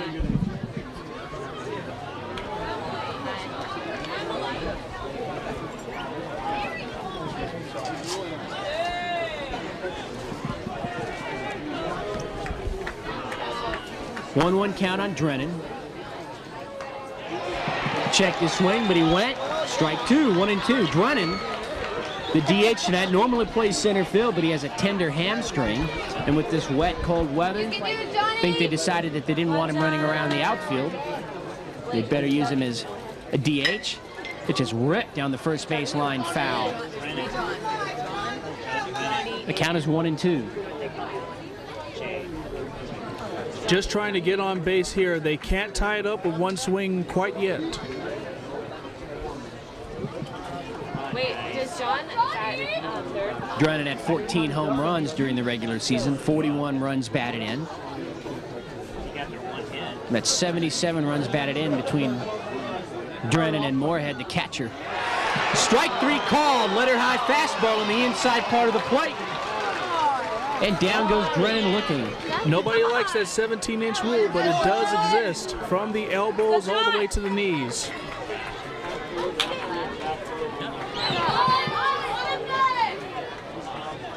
And John Alarcon now steps in, the shortstop for Rancho Bernardo. Konoski's pitch is a little low and inside, 1-0.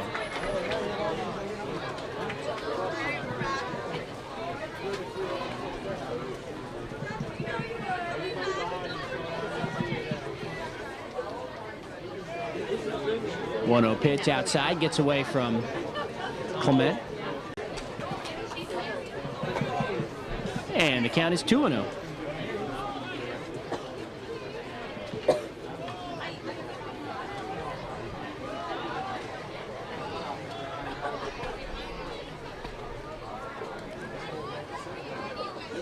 Konoski's too low offering is low for a ball, 3-0. He doesn't want to walk Alarcon here as you've got Lopez and Moorhead and Campbell coming up. The meat of the order for the Broncos.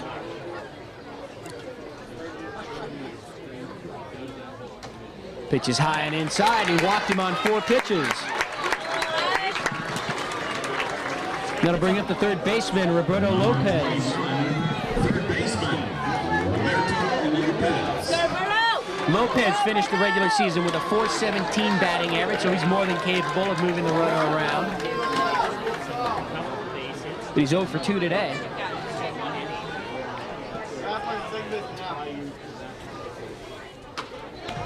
In there for a strike, 0-1. Starting him off with something off speed there.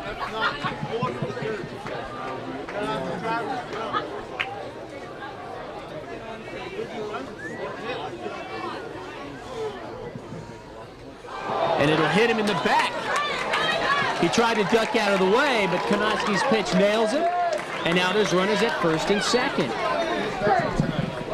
And Kgde, who was cruising, he had set down 13 batters in a row after that rough first inning. And now with one out, he gives up a walk and a hit batter. And Rancho Bernardo just as capable as the Costa Canyon, putting runs on the board in bunches. That's the 4th hit batter of the game, 2 from each pitcher. So I guess you would say the score is even in that regard. It's been an unusual night for both teams in that respect. And David Moorhead, the catcher.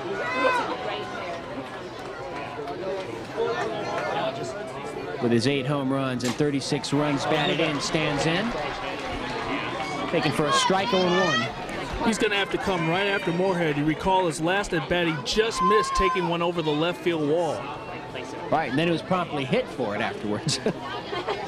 0-1 pitch. He's ripped down the third base line. It's a fair ball. Sharboth around to get it. 1 run is in. They're going to hold Lopez at third, and it's a double for Dave Moorhead, the catcher. And the score is now 3-2, La Costa Canyon. He was not able to get by Moorhead again. He had just missed on the previous bat with a home run, and once again, right on top of that, pulling it right down the line for a smooth double. And now Rancho Bernardo has the go-ahead run at second base with just 1 out. So Moorhead rips a double down the third base line. Lopez was held up at third. It's now Mavericks 3, Broncos 2. And we've got somebody warming out up to the in the mound. We've got a conference. Umpire going to break it up. We've got somebody warming up in the right-hand bullpen there. The La Costa Canyon has somebody warming up. My guess would be Michael Carey.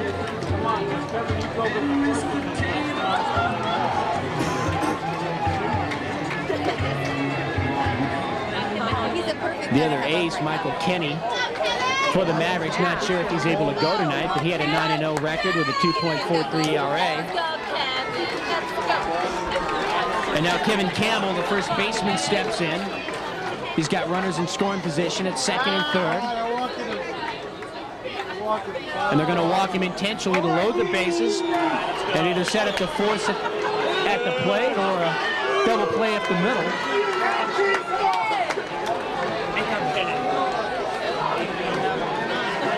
And that'll bring up the center fielder, Tristan Gale. Gale today struck out looking in the first, flat out to center, back in the fourth. And now in his most important at-bat of the day, comes up in the sixth with the bases loaded and a run across for the Broncos. Pitch by Kgde is swung on and missed, 0-1. Kgde reaching back into his reserves to try to get through this inning. Interesting strategy there, as Gale laid into one pretty good last time at bat, flying out to deep right field.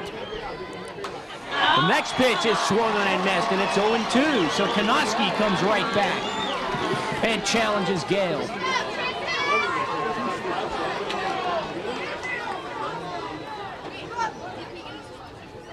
What's going on? Now we've got time called here as the coach for Rancho Bernardo and the home plate umpire. Looks like we're going to get a pinch runner there. And now Rancho Bernardo will send up a pinch runner. Buckley will go in.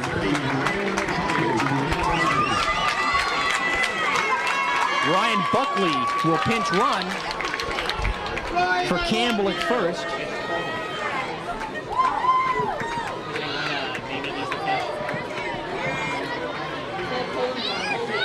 To the count to Gale.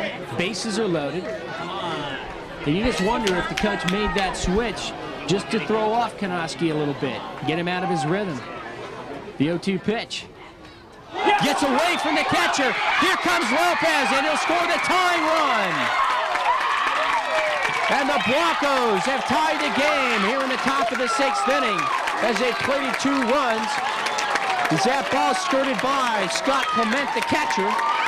And on an 0-2 pitch, the Broncos tie the game. Not sure if they'll score that a pass ball or a wild pitch. Kgde looking down at his catcher, doesn't look too happy. And again, given a gift there. And now you got 2 runners in scoring position. That could bust the game wide open. And now we've got a balk call on Konoski as he came set. And then he moved his hands again. And the go-ahead run has just come in to score for Rancho Bernardo. David Moorhead crosses the plate, the catcher.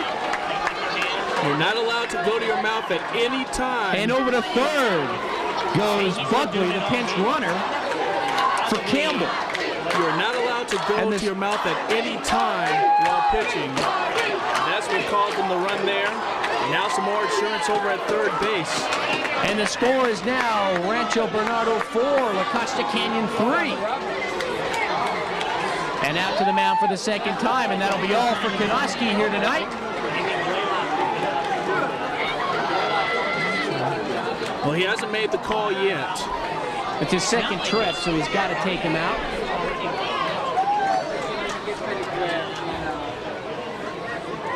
Or is he just asking the umpire for an explanation on the block? I think that's what it was. They're not going to charge him. I think he wanted an explanation on the block, and that's the reason he went out.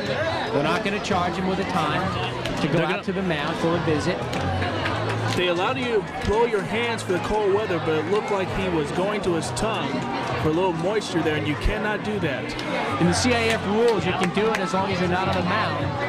And once you do it, you've got to wipe your hand on your pants or any other part of your uniform, but you can't go from the mouth right back to the ball, and I think that's what he did. Apparently he doesn't like that explanation because he is barking at the home plate umpire. The head coach for La Costa Canyon, Justin Machado, in a heated argument with home plate umpire, as that buck call has turned the tide as the wild pitch allowed 1 run to score. The runners moved up to second and third, and immediately on the balk, Moorhead came in to score, and over at third now is He needs to Buckley. watch it there. It's getting very animated. You would hope the home plate umpire would afford him a little latitude here in a championship game. Very close score, top of the 6th inning. And I think we're set. So Konoski's still in there. Tristan Gale's still at the plate. 2 runs have scored in his at-bat, and he has 2 strikes. He's in the hole 1 and 2, but the wild pitch and the block have brought across 2 runs. Konoski's 1-2 pitch. Hit foul down third. Roll into the corner, and the count remains 1 and 2.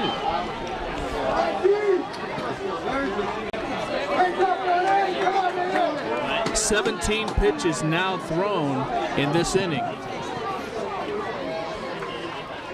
Pitch by Konoski is swung on and missed, and down goes Gale. So after all that, Gale finally strikes out. And strangely enough, that is the 2nd strikeout of the inning. And now left fielder Alan Dykstra, another left-handed batter, steps in. There's still a runner at third, Buckley, who ran for Campbell. First pitch a little high and outside. It's 1-0. So just as Konoski was cruising along, it sat down 13 consecutive batters. It unraveled for him here in the top of the 6th. He's given up 3 runs. Has a wild pitch and a block. He's hit a batter. He's in there for a strike, 1-1. Dykstra struck out looking in the second, lined out to the second baseman Fuller back in the 5th.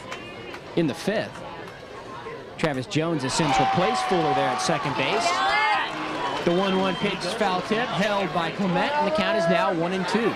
And again, after striking out the first batter, the walk, the balk, the hit by pitch, and some errors along the way. Dykstra ready for the pitch. Here it comes. Hit down the first baseline. Nice save by the first baseman. Cepeda over to the pitcher, covering, not in time. No, and he does call him out. Wow, that looked like a tie there. The first base umpire rings him out at first. And it looked like he was a step past the bag. So a very exciting ending to this inning. And Rancho Bernardo plates 3 runs in the top of the 6th. And they take a 4-3 lead as we go to the bottom of the 6th. Don't go anywhere. Exactly. We'll be right back. Wow. Because it doesn't matter who is out at first base, third out.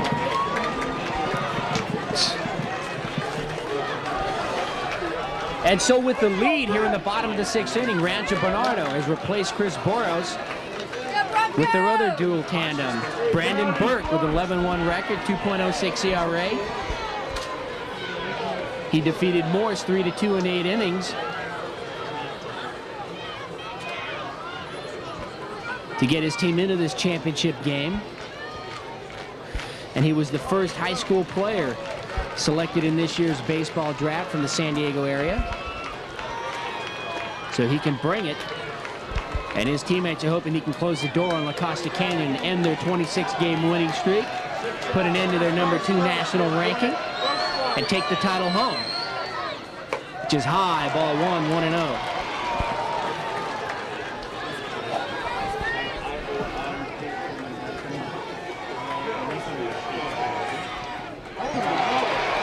Again, he's high, and real high, 2-0. Here's the line on Burrows. He went 5 innings, gave up 2 hits, 3 runs, all of them earned, walked 4, struck out 4, hit 2 batters, and 2 wild pitches. And yet he still stands to win it. Bethea stands at the plate with the count 3-0. I doubt he have the green light here. The 3-0 pitch by Burke is high, ball 4. And just like that, he's walked the leadoff batter. And that almost hit him on the helmet there. Right fielder Nick Burke now walks to the plate. He'll have a chat with the third base coach as he walks up the line. And now we'll have a pinch runner at first for La Costa Canyon. And with this number being 5, Mark Whalen. With this being late in the game, I would not be surprised if we saw a squeeze play or trying to send the runner off early. Your attention, please. Now running at first base, number 5, Mark Whalen. So they get some extra speed on the base path there. Nick Burke. Nick Burke steps out of the box. Got Nick Burke and Joey Burke for the Mavericks. And we have Brandon Burke for Rancho Bernardo. The family reunion out there.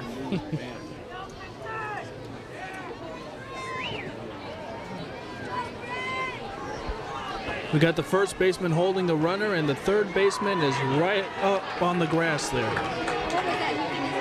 Burke looks in for the sign. Nick Burke, the right fielder, La Costa Canyon, is ready. Here's the pitch. In there for a strike, 0-1. This game far from over. We're in the bottom of the 6th, 4-3 Broncos.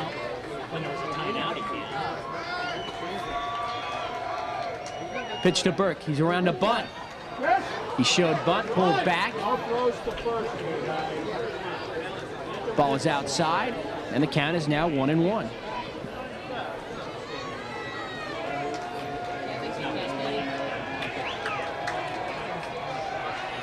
Pick off over to first, and diving back is Whalen.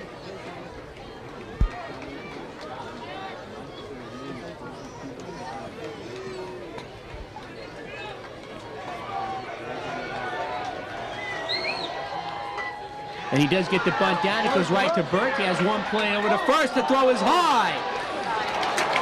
And the first baseman, Campbell, will make the tag.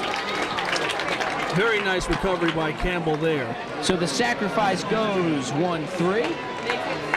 Over to second base goes the pinch runner, Whalen. Number 1, center fielder, Andrew Nicario. And now with 1 out and a man on second base, the top of the order for the Mavericks, Andrew Nicario.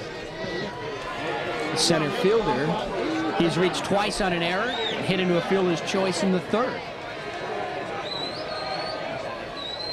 Burke set, here's the pitch. Like that changeup got away from him, stayed high. Definitely looked like it slipped out of his hand there. Moorhead had to come up to save it from going to the backstop. 1-0.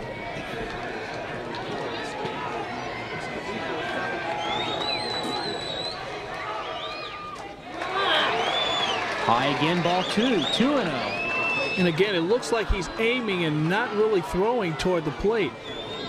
His first 2 pitches haven't been close.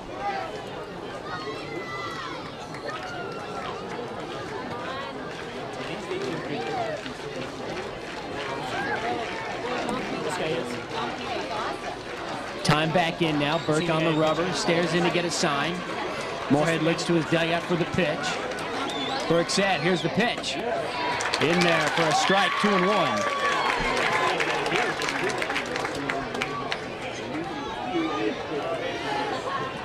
Andrew Nicario looking to put the ball into play somewhere. He's got a huge gap in right center field. Burke wheels and looks towards second. And the fans want a balk call. They're not going to get it there. He stepped off the rubber. 2-1 pitch. Outside, ball 3, 3-1. The breaking ball of sorts there. And I wouldn't come with that with Nicario up again. So Nicario with a 3-1 pitch. Here it comes. It's high, ball 4. And Burke has a second walk of the inning. Sooner or later, that's going to catch up with him. And now Joey Burke, the shortstop, who's been on base all 3 times. Shortstop number 4, Joey Burke. Going to be interesting to see if La Costa Canyon gets aggressive here, sending the base runners with just 1 out, and the way Burke's been going this evening. Burke, 449 hitter on the year. The odds are very good. He can put one into play. Pitch is high and away, ball 1, 1-0. And I'm not sure you swing at anything right now. Burke's been very erratic. You might want to let him come to you. Work the count in your favor. Now Burke's 1-0. High again, 2-0. There's no need to help him out here. Make him throw a strike. Burke looks down for a sign as third base coach, and Tom is called as one of the coaches for Rancho Bernardo will take a stroll out to the mound and talk to his pitcher. We'll take a break.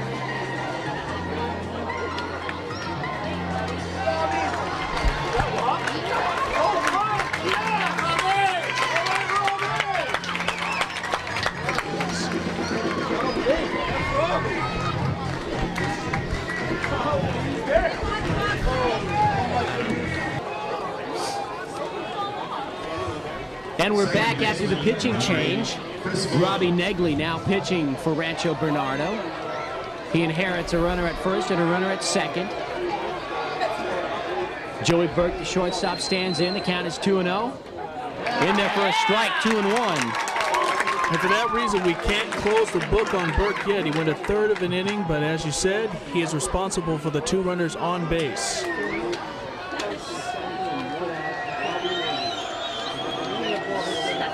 Two-one pitch is high, ball 3, 3-1. And actually, since Burke left with 2 balls and no strikes on this batter is his as well. Also to mention, Burroughs cannot lose the game. He can only win it.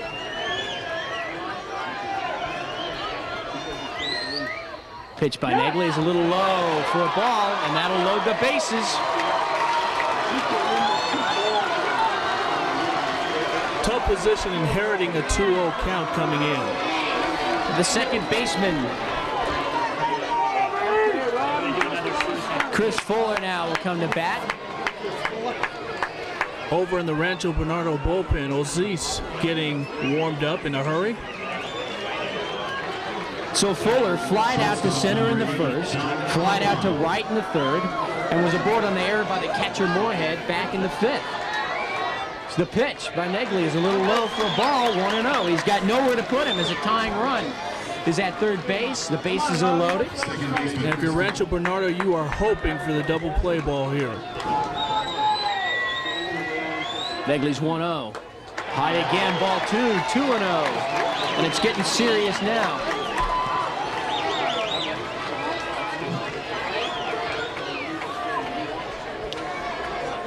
Odds are Fuller isn't swinging, so he might want to put one right over the middle of the plate. And he's not. It's in there for a strike, 2-1. Perfect pitch right on the belt there.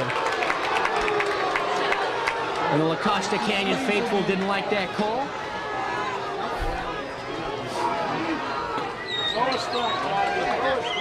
Two 2-1 pitch. Swung on and fouled straight back. And we're even now. 2 balls, 2 strikes. The base is loaded. We're in the bottom of the 6th inning. The Broncos with a 4-3 lead over the Mavericks. And standing at the plate is the second baseman, Chris Fuller. I think both sides have had a little gripe with the home plate umpire.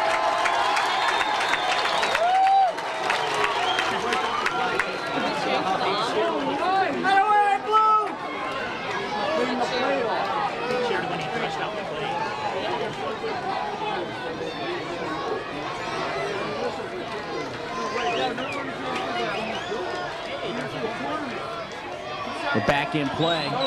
The 2-2 pitch. Bounces up there, gets past the catcher, Moorhead.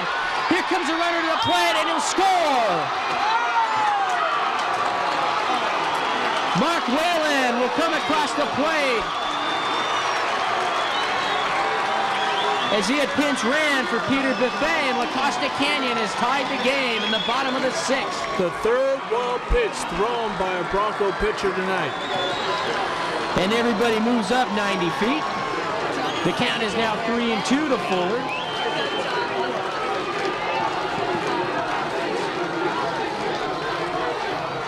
So Whalen comes around to score. Never a dull moment in this game. 3 balls, 2 strikes, 1 out. Runners at 2nd and 3rd. The infield is in. Here's the pitch. Swinging and chopped towards short. Nice stop there. Over to first in time for the 2nd out of the inning. Great recovery by the shortstop there, looking the runner back all the way to 3rd base, getting the sure out at first.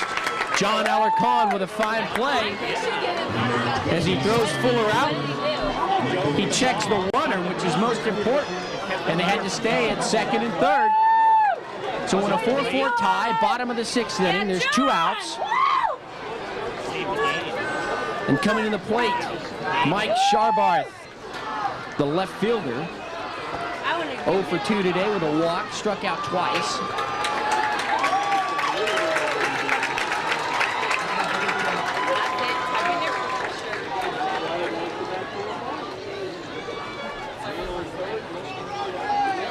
And they make Sharbarth tuck in his uniform as he came to the plate with his shirt hanging out.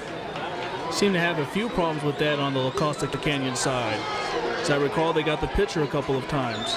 Negley looks in for the sign. 2nd and 3rd. Here's the pitch. Swung on and hit right to the first baseman. Kevin Campbell makes the play. And La Costa Canyon strands the go-ahead runs at 2nd and 3rd. But pinch runner Mark Whalen comes around to score. And La Costa Canyon ties the game in the bottom of the 6th. We'll go to the top of the 7th in a 4-4 tie. You'd have told me they were only going to have 2 hits apiece. I never would have believed it.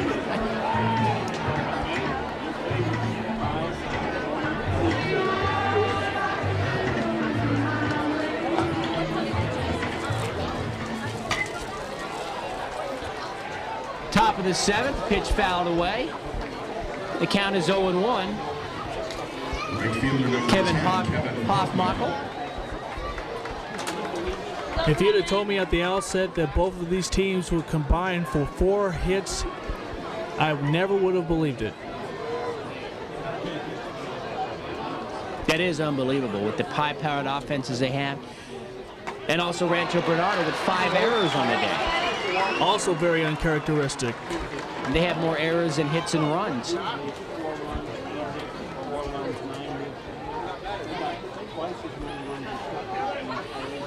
Kevin Hoffmackel is 0 for 2 on the day. Popped up to the second baseman. Lined out back to the pitcher. And the 0-2 pitch is just low for a ball, 1-2. He is just not giving any pitcher that left-hand corner of the plate there.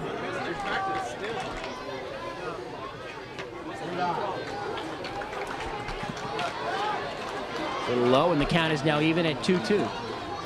We're in the top of the 7th inning. We're tied at 4. Both of these teams no stranger to post-inning dramatics. That pitch is ripped in the right center field. Going back to the right field. He's not going to get there. But he cuts it off before it hits a gap, and he holds Hofmichael to a long single. Great recovery by the outfielder there, holding him to a single. Nick Burke moved quickly into the gap to cut that ball off. And that right fielder was on his horse, diving, making sure they didn't take that extra base. So Hofmichael stands at first. He's the go-ahead run.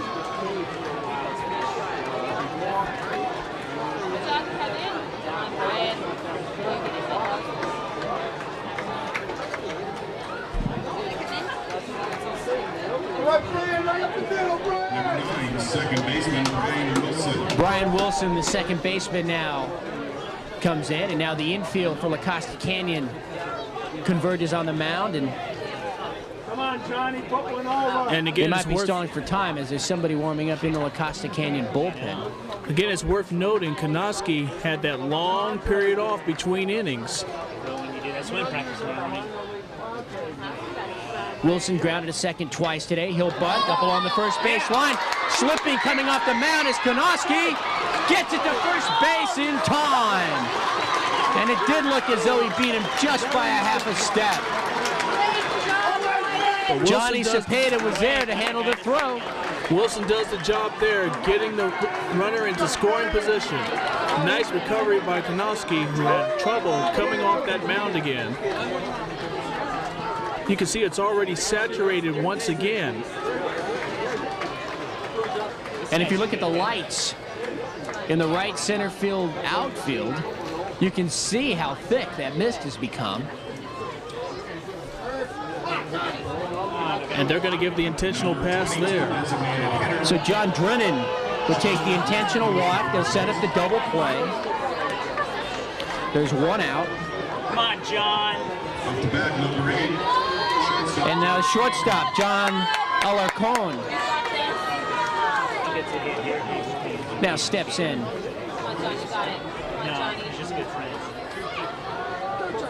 He's made 2 good plays. Kanasi has gone the whole way so far for the Mavericks. Base clearing double right here. Pitch is high for a ball, 1-0.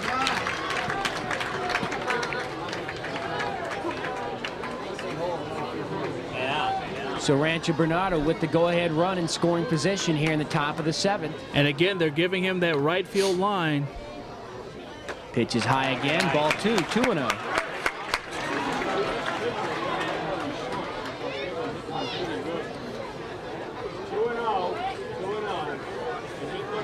And the shortstop almost on top of the runner at second base here.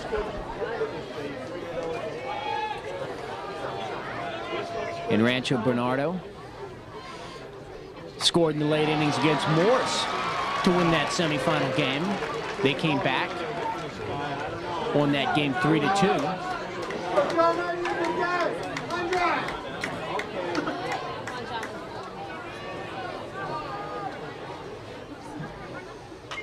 Kanoski's pitch is fouled away, and the count is even at 2-2. Roberto Lopez, the third baseman, waiting his turn on deck. We got runners at first and second, 1 out. Kanoski stares at the rubber. Now back on. Come on, John. Looks in for the sign. And the 2-2 to Alarcon. It is taken, strike 3 called, and he knew it. He wasn't expecting the pitch right over the plate. Perfect off speed, just And he caught him looking. Alcoron there on the timing. And so, first and second with 2 outs now, and Roberto Lopez has a chance to be the hero here in the top of the 7th Your inning. attention, please. Now hitting for the Broncos, number 21, Roberto Lopez. Kanoski's pitch fouled away, and he's ahead 0-1. So this will be a great job of pitching for Kgde here in the top of the 7th that he has as he had the go-ahead run at second base with only 1 out. Now his runners at first and second with 2 outs. He's 0-1 ahead of the count on Roberto Lopez. Just a gritty performance by Kgde here.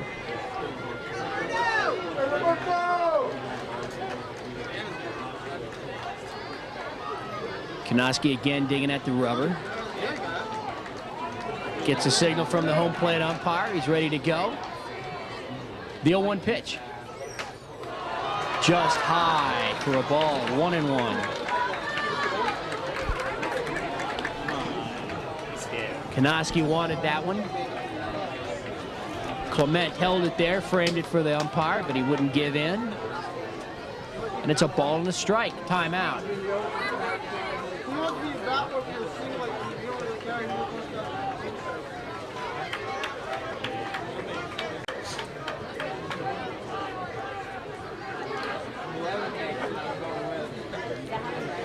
Kgde checks the runner at second. The 1-1 pitch. Foul back to the screen, and it's 1-2. And Kgde fastly approaching that 100 pitch mark. And now the Costa Canyon cheering section gets up on their feet. They're cheering Kgde on. They want him to punch this guy out right here, Roberto Lopez. 1 ball, 2 strikes, 2 outs. 2 on, top of the 7th inning in a 4-4 tie. Kgde set, he's out of the stretch. The 1-2 pitch, swung on and grounded towards second. Over to short in time. He went the short way over to Burke. In time to get him, and that'll retire the side. They leave a man on. We'll go to the bottom of the 7th inning in a 4-4 tie.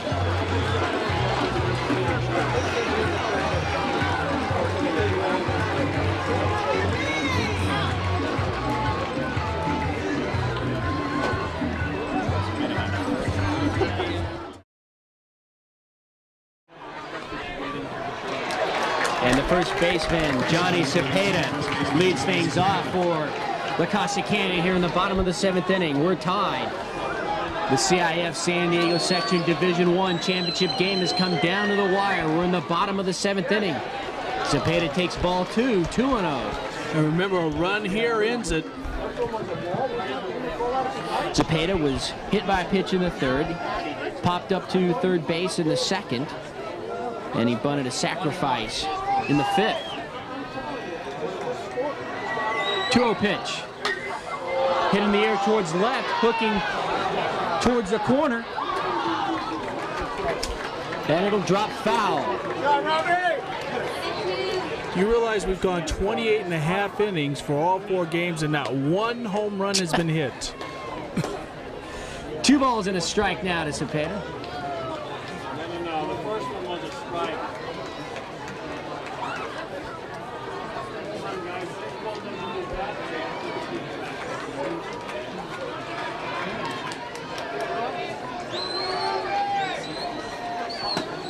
Negley looks in for the sign. Here's the pitch.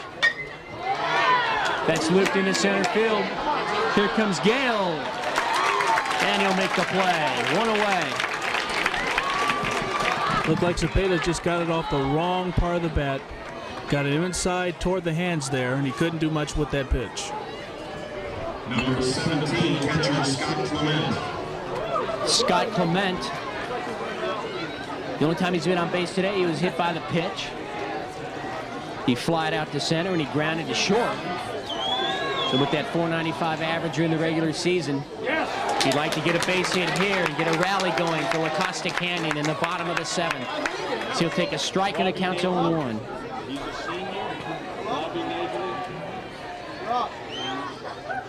The 0-1 pitch will hit him for the 2nd time in this game. Clement has been hit by the pitch. Just uncharacteristic of both teams, the amount of wild pitches, the hit batsmen we've seen tonight. That's the 5th hit batter of the game. Now you got the winning run at first base. 3rd baseman Nick Deal now steps into the box, and an extra base hit could be enough to send Clement all the way around to home. He's going to at least be looking to move him to second base in scoring position, at the very least.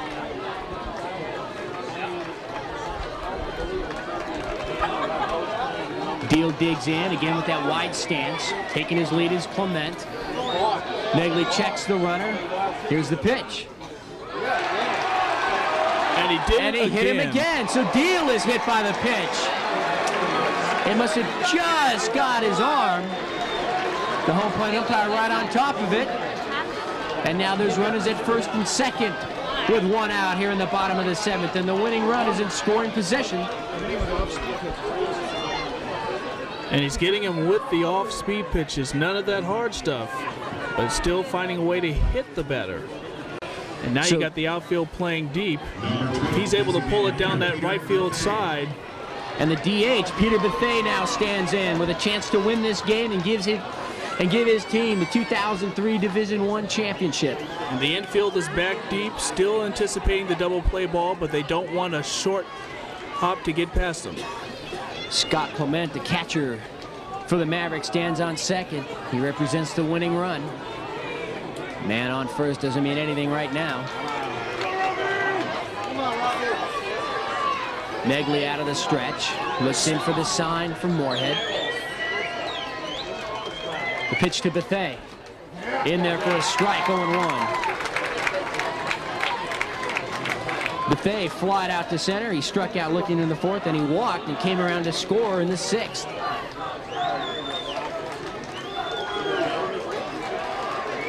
The 0-1 pitch. In there again, 0-2. So Bethea watches 2 strikes go by him, and he's in the hole. And now Nagel's got a few pitches to work with here with the count 0-2. The 0-2 pitch. Foul at the plate. He just barely got a piece of that one. On deck is the right fielder, Nick Burke.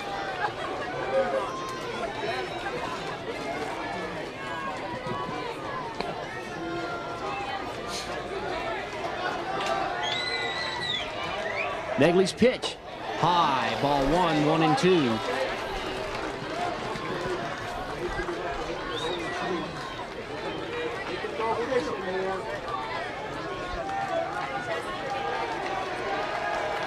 Negley's 1-2 pitch.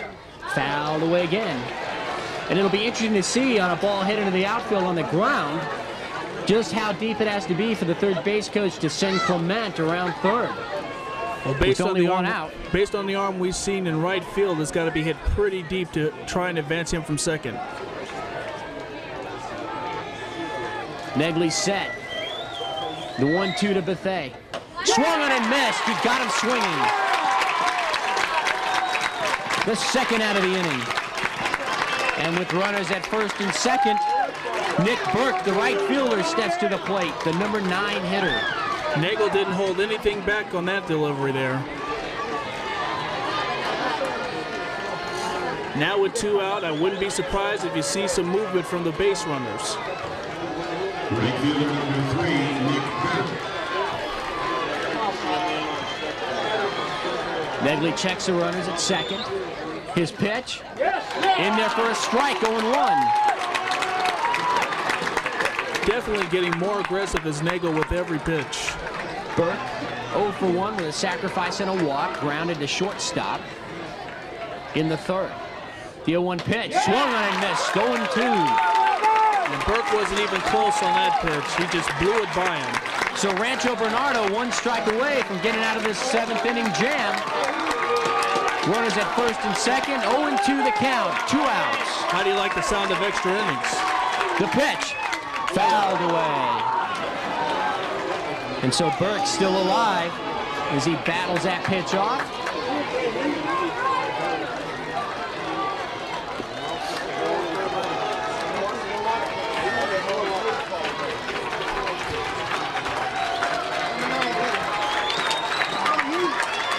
The 0-2, Swan hit into center field. It's shallow. They're going to wave Clement. They do. He blows the sign, and he's going to be hung out to dry between third and home. They've got him in a rundown, and he's tagged out by Roberto Lopez right before he gets to the plate.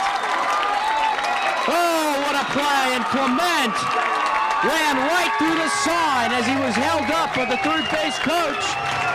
He either didn't see him or he decided to go. Nicely struck And down we'll to go center to the field. top of the 8th inning. Still a 4-4 tie.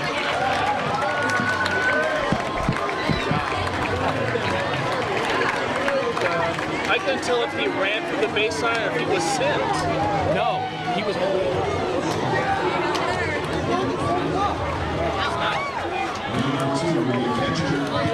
So at Tony Gwynn Stadium, the CIF San Diego Section Division I Championship game has moved into extra innings.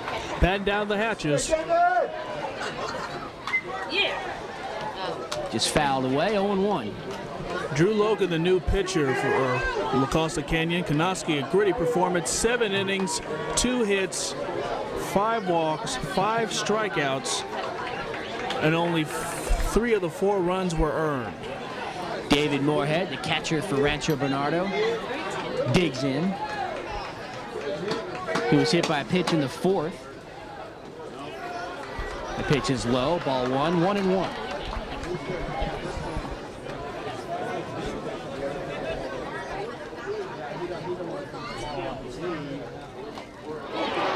Swung on and fouled at the plate, 1-2.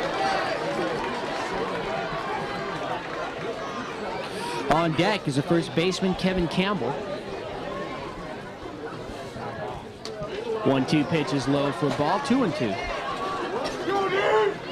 So Drew Logan on the mound as Kgde goes 7 innings of gritty ball.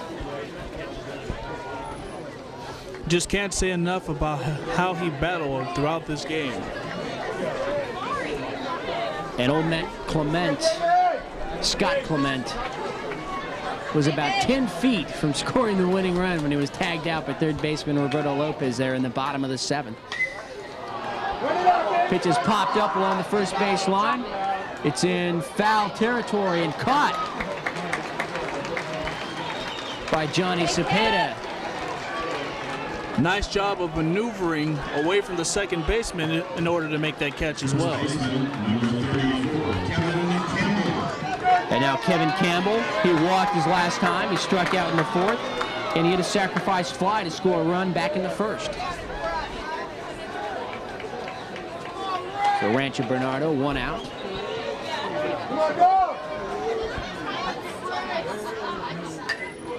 Pitch to Campbell is fouled straight back and out of play, 0-1. That one a bit near us. Haven't seen quite action in quite a while.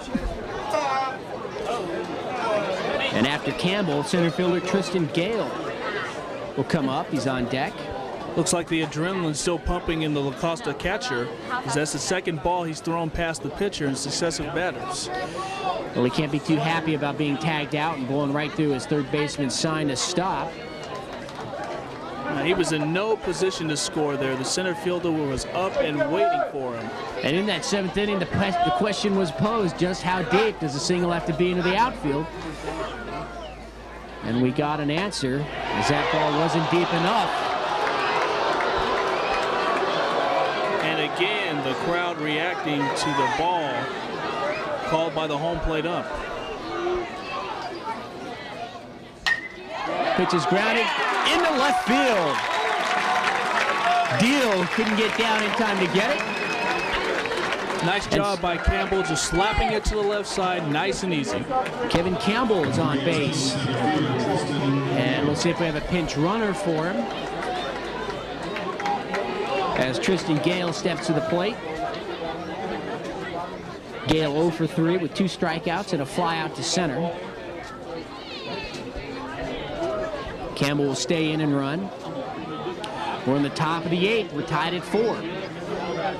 I'm Ken Gonzalez along with David Edmondson for George Langevin Productions. Certainly hope you've enjoyed this one thus far.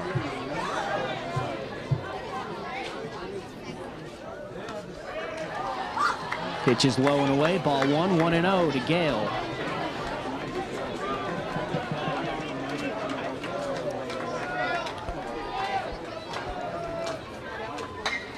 Pitch is lined right through Deal's legs. And the runners move up. First and second, and 1 out. So Deal had a chance for a double play there. If he would have come up with that ball, I think Campbell was a little too far off first base.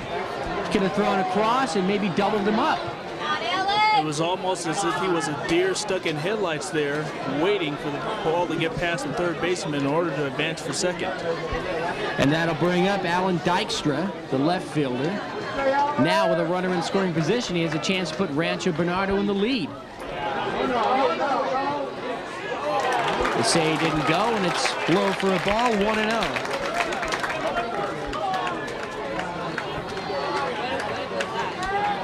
Dykstra 0 for 3 with a strikeout, a line out to second, and a ground out to first.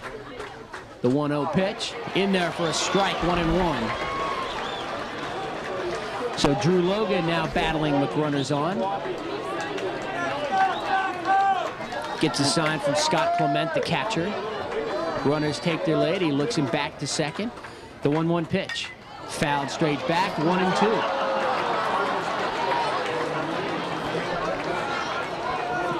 And once again, with a left-hand batter, they are giving him that right field line. First baseman choosing to play behind the runner. Not the case between the shortstop and second baseman is there, guarding closely Campbell at second base. Logan set. The 1-2 pitch. Popped up on the infield. The catcher coming out. Clement says he's got it. And he does. Nice circus The catch. ball changed direction on him there at the last second, but he's able to reach back and grab it. And there's 2 outs now here in the top of the 8th. Number 10, right fielder, Kevin Hoffman. And now Kevin Hoffmackel, the right fielder for Rancho Bernardo, steps in. They're not out of the woods yet. There's runners at first and second. 2 outs. We're tied at 4. Stepping in with a chance to be the hero here.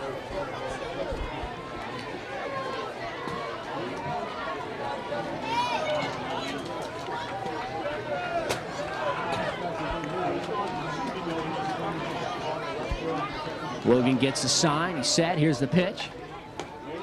Little low for a ball, 1-0. Hoffmackel is 1 for 3. He singled to center field his last up in the 7th. Lined out to the pitcher in the 5th, and he popped up to the second baseman back in the 2nd. Pitch is high for a ball, 2-0.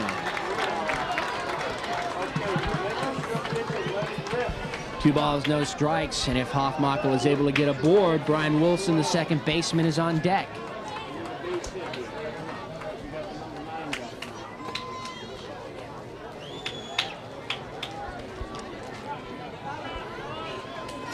Hoffmackel knocks some of the mud off his cleats. Now he's back into the box. Logan comes set. 2-0 pitch. Fouled straight back. Got a piece of Clement's mask on that one. And it's 2 balls and a strike. And again, they're shading him toward right center field once again, giving him that line. Not as easy to get it through the infield with everybody back deep. 2-1 the count, 2 outs. Logan wants to go through the signs once again. He's got one he likes. Set, here's the pitch. Swung on and missed. And the count is even now at 2-2. And he took something off that pitch and had Hoffmackel guessing from jump.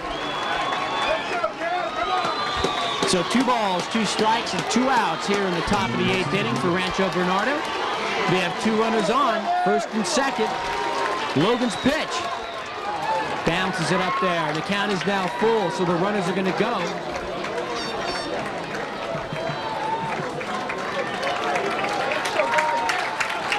Again, it comes down to this. Logan checking Clement for the sign. 3-2 count. Here's the pitch. The runners go, and the pitch is high. Ball 4. And everybody moves up. And the bases are loaded with 2 outs for Brian Wilson, the second baseman. If you like pressure-packed situations, welcome to the Division I Championship. Once again, the bases loaded with 2 outs, and now the infield will play all the way back. Logan taking the mud off his cleats. Now he steps back onto the rubber. Wilson sets in. Again, the bases are loaded. Top of the 8th, we're tied at 4. Logan steps off. Now he's back in, looks for the sign from Clement. Comes set. The pitch to Wilson. In there for a strike, caught the outside corner, 0-1. Wilson 0 for 2 with a sacrifice today. If I'm Logan, I come right back with something inside just to keep him honest. The 0-1 pitch. Just outside, 1-1. Logan wanted that call, and so did about 1,000 or 2,000 of La Costa Canyon folks over there down the first base line. Home plate umpire being very consistent with his calls. A ball and a strike, the pitch. Wilson looks at strike 2 on the outside corner, 1-2. And that's 3 consecutive pitches to the outside corner. I would think that he's now coming Logan. inside. Logan, 1 pitch away from getting out of this mess. He's got the bases loaded, 2 outs. Top of the 8th. And time is called as the home plate umpire comes out from behind the catcher. Third baseman playing even with the bag almost. Logan looks in. He's set. The 1-2 to Wilson. Swung on, hit in the air to left field. Going back on the ball. And under it now is Sharbarth to make the catch. And Rancho Bernardo will strand, the bases loaded, as Wilson gave it a ride, but Sharbarth was there to handle it. And we'll go to the bottom of the 8th inning. Mavericks 4, Broncos 4.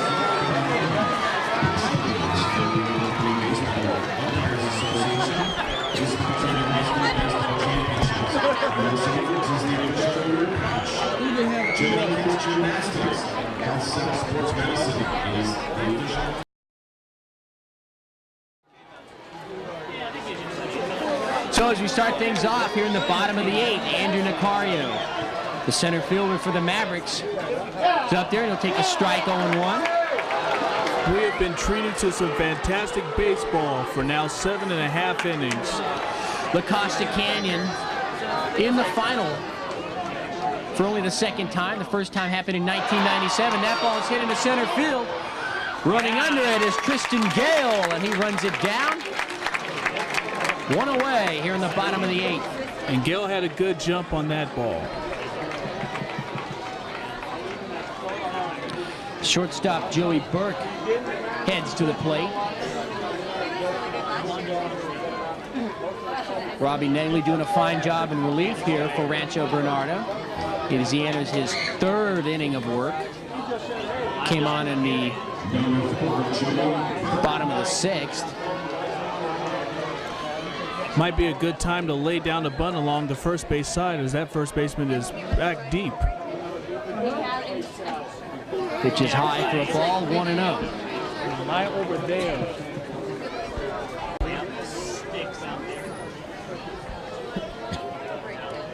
Negley gets a sign, the 1-0 pitch. Little high ball, 2-0.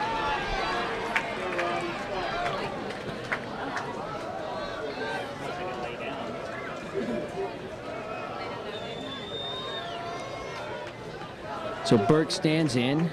He's been on base every time today. That's low again for a ball. And the count is 3-0. So with 1 out here, La Costa Canyon would like to get a runner. Burke has the count his favor, 3-0. The pitch. Blowing inside for a ball, and he draws the walk.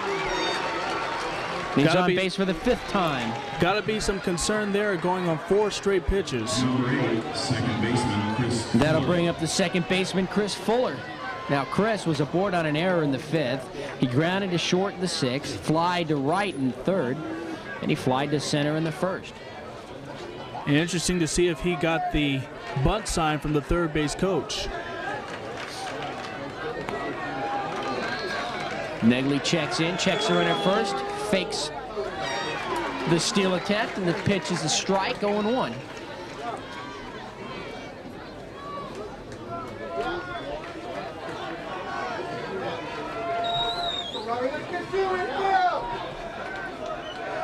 Pick off to first, not in time.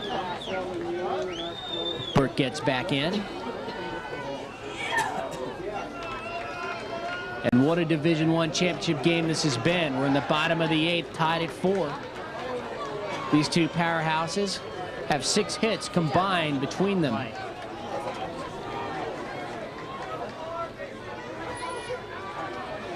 The 0-1 pitch. Taken high for a ball, 1-1. And again, relying on his off-speed stuff there.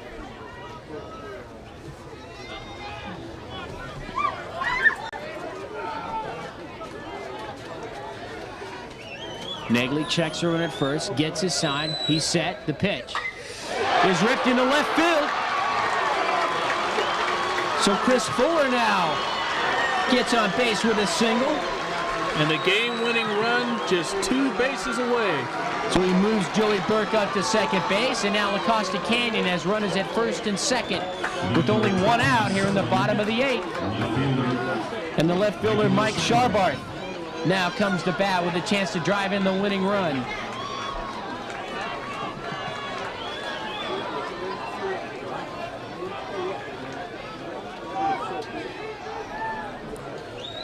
Negley's pitch is chopped up along third base line. It's going to be handled there by Lopez. His throw to first.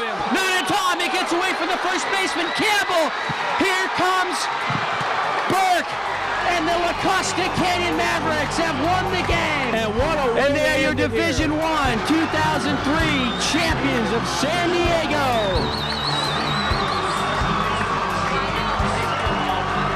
Robert Lopez charged the hopper up along the third base line. His throw to the first baseman Campbell was low.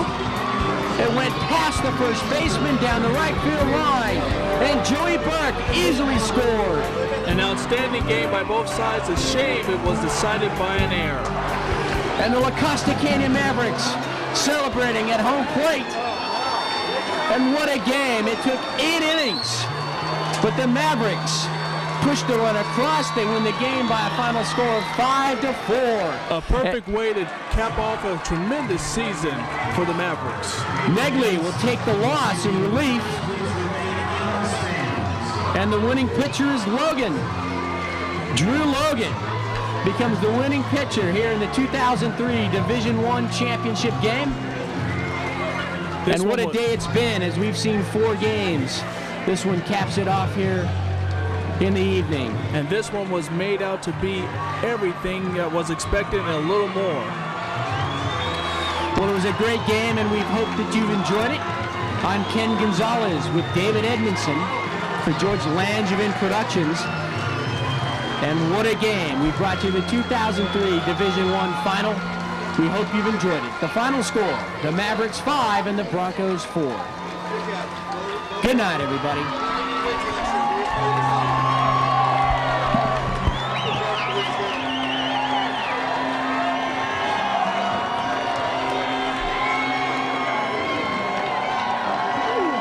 Congratulations also to the Broncos of Rancho Cuerno High School, 2003 Division I baseball honors.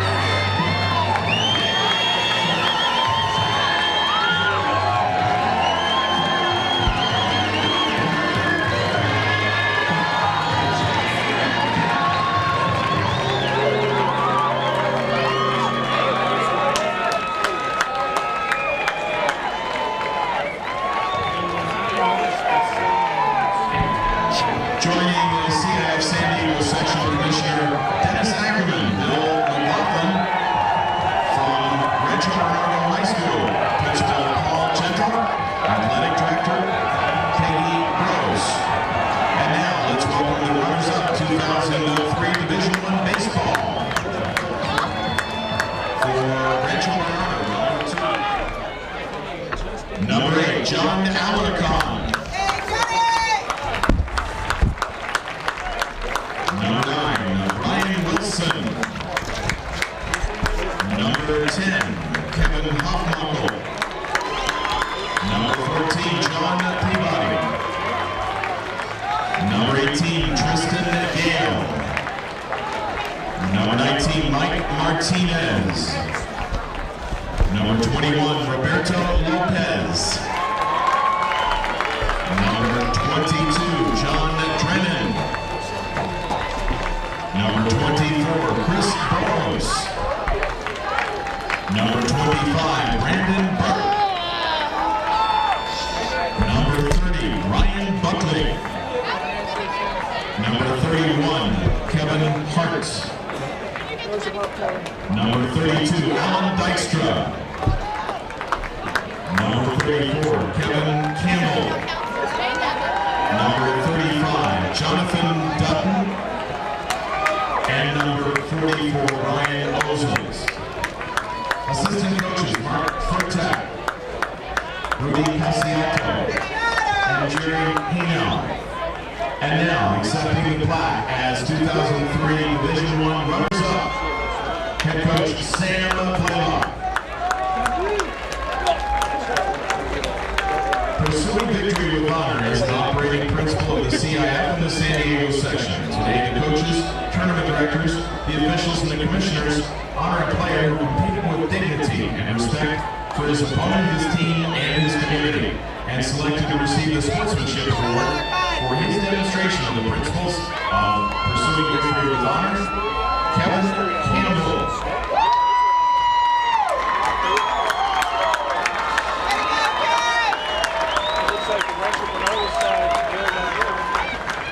Congratulations to the Broncos, Division I runners-up.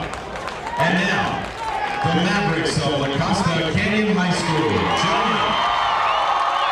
Senior Executive Associate Commissioner Chris Ackerman and Assistant Commissioner Bill Malafa, is Principal Matt Margie Vulcan and Athletic Director Ron Schwartz. And now, let's welcome the Mavericks. Number 1, Andrew Nacario. Number 3, Nick Burke.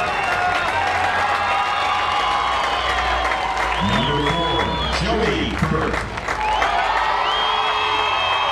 Number 5, Mark Whalen. Number 6, Chris Smith. Number 7, Travis Jones. Number 8, Chris Fuller. Number 10, Michael Kenny. Number 12, Peter Buffet. Number 13, Travis Goldbach. Number 14, Brian Ernst. Number 15, Kyle Musella. Number 16, Doug Kronoski. Number 17, Scott Clement. Number 19, Johnny Zepeda. Number 20, Brian Brem. Number 21, Drew Logan. Number 22, Nick Deal. Number 24, Wes Schiller. Number 25, Tommy McGinnis. And number 27, Michael Sharbar. Assistant coaches, Rudy Rodriguez, Mark Miller, and Tim Hector. And now, accepting the plaque, 2001 Division I Baseball Champions, the Costa Canyon Mavericks head coach Justin Machado.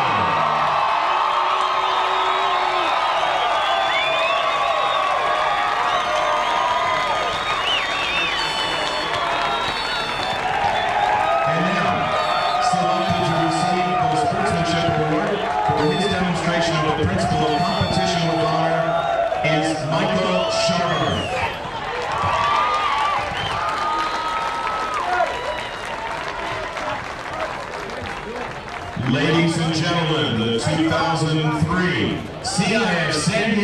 section Division I baseball champions, the Costa Mavericks. Cap on top of that, a mythical state championship and a #2 rating in the USA Today national rankings.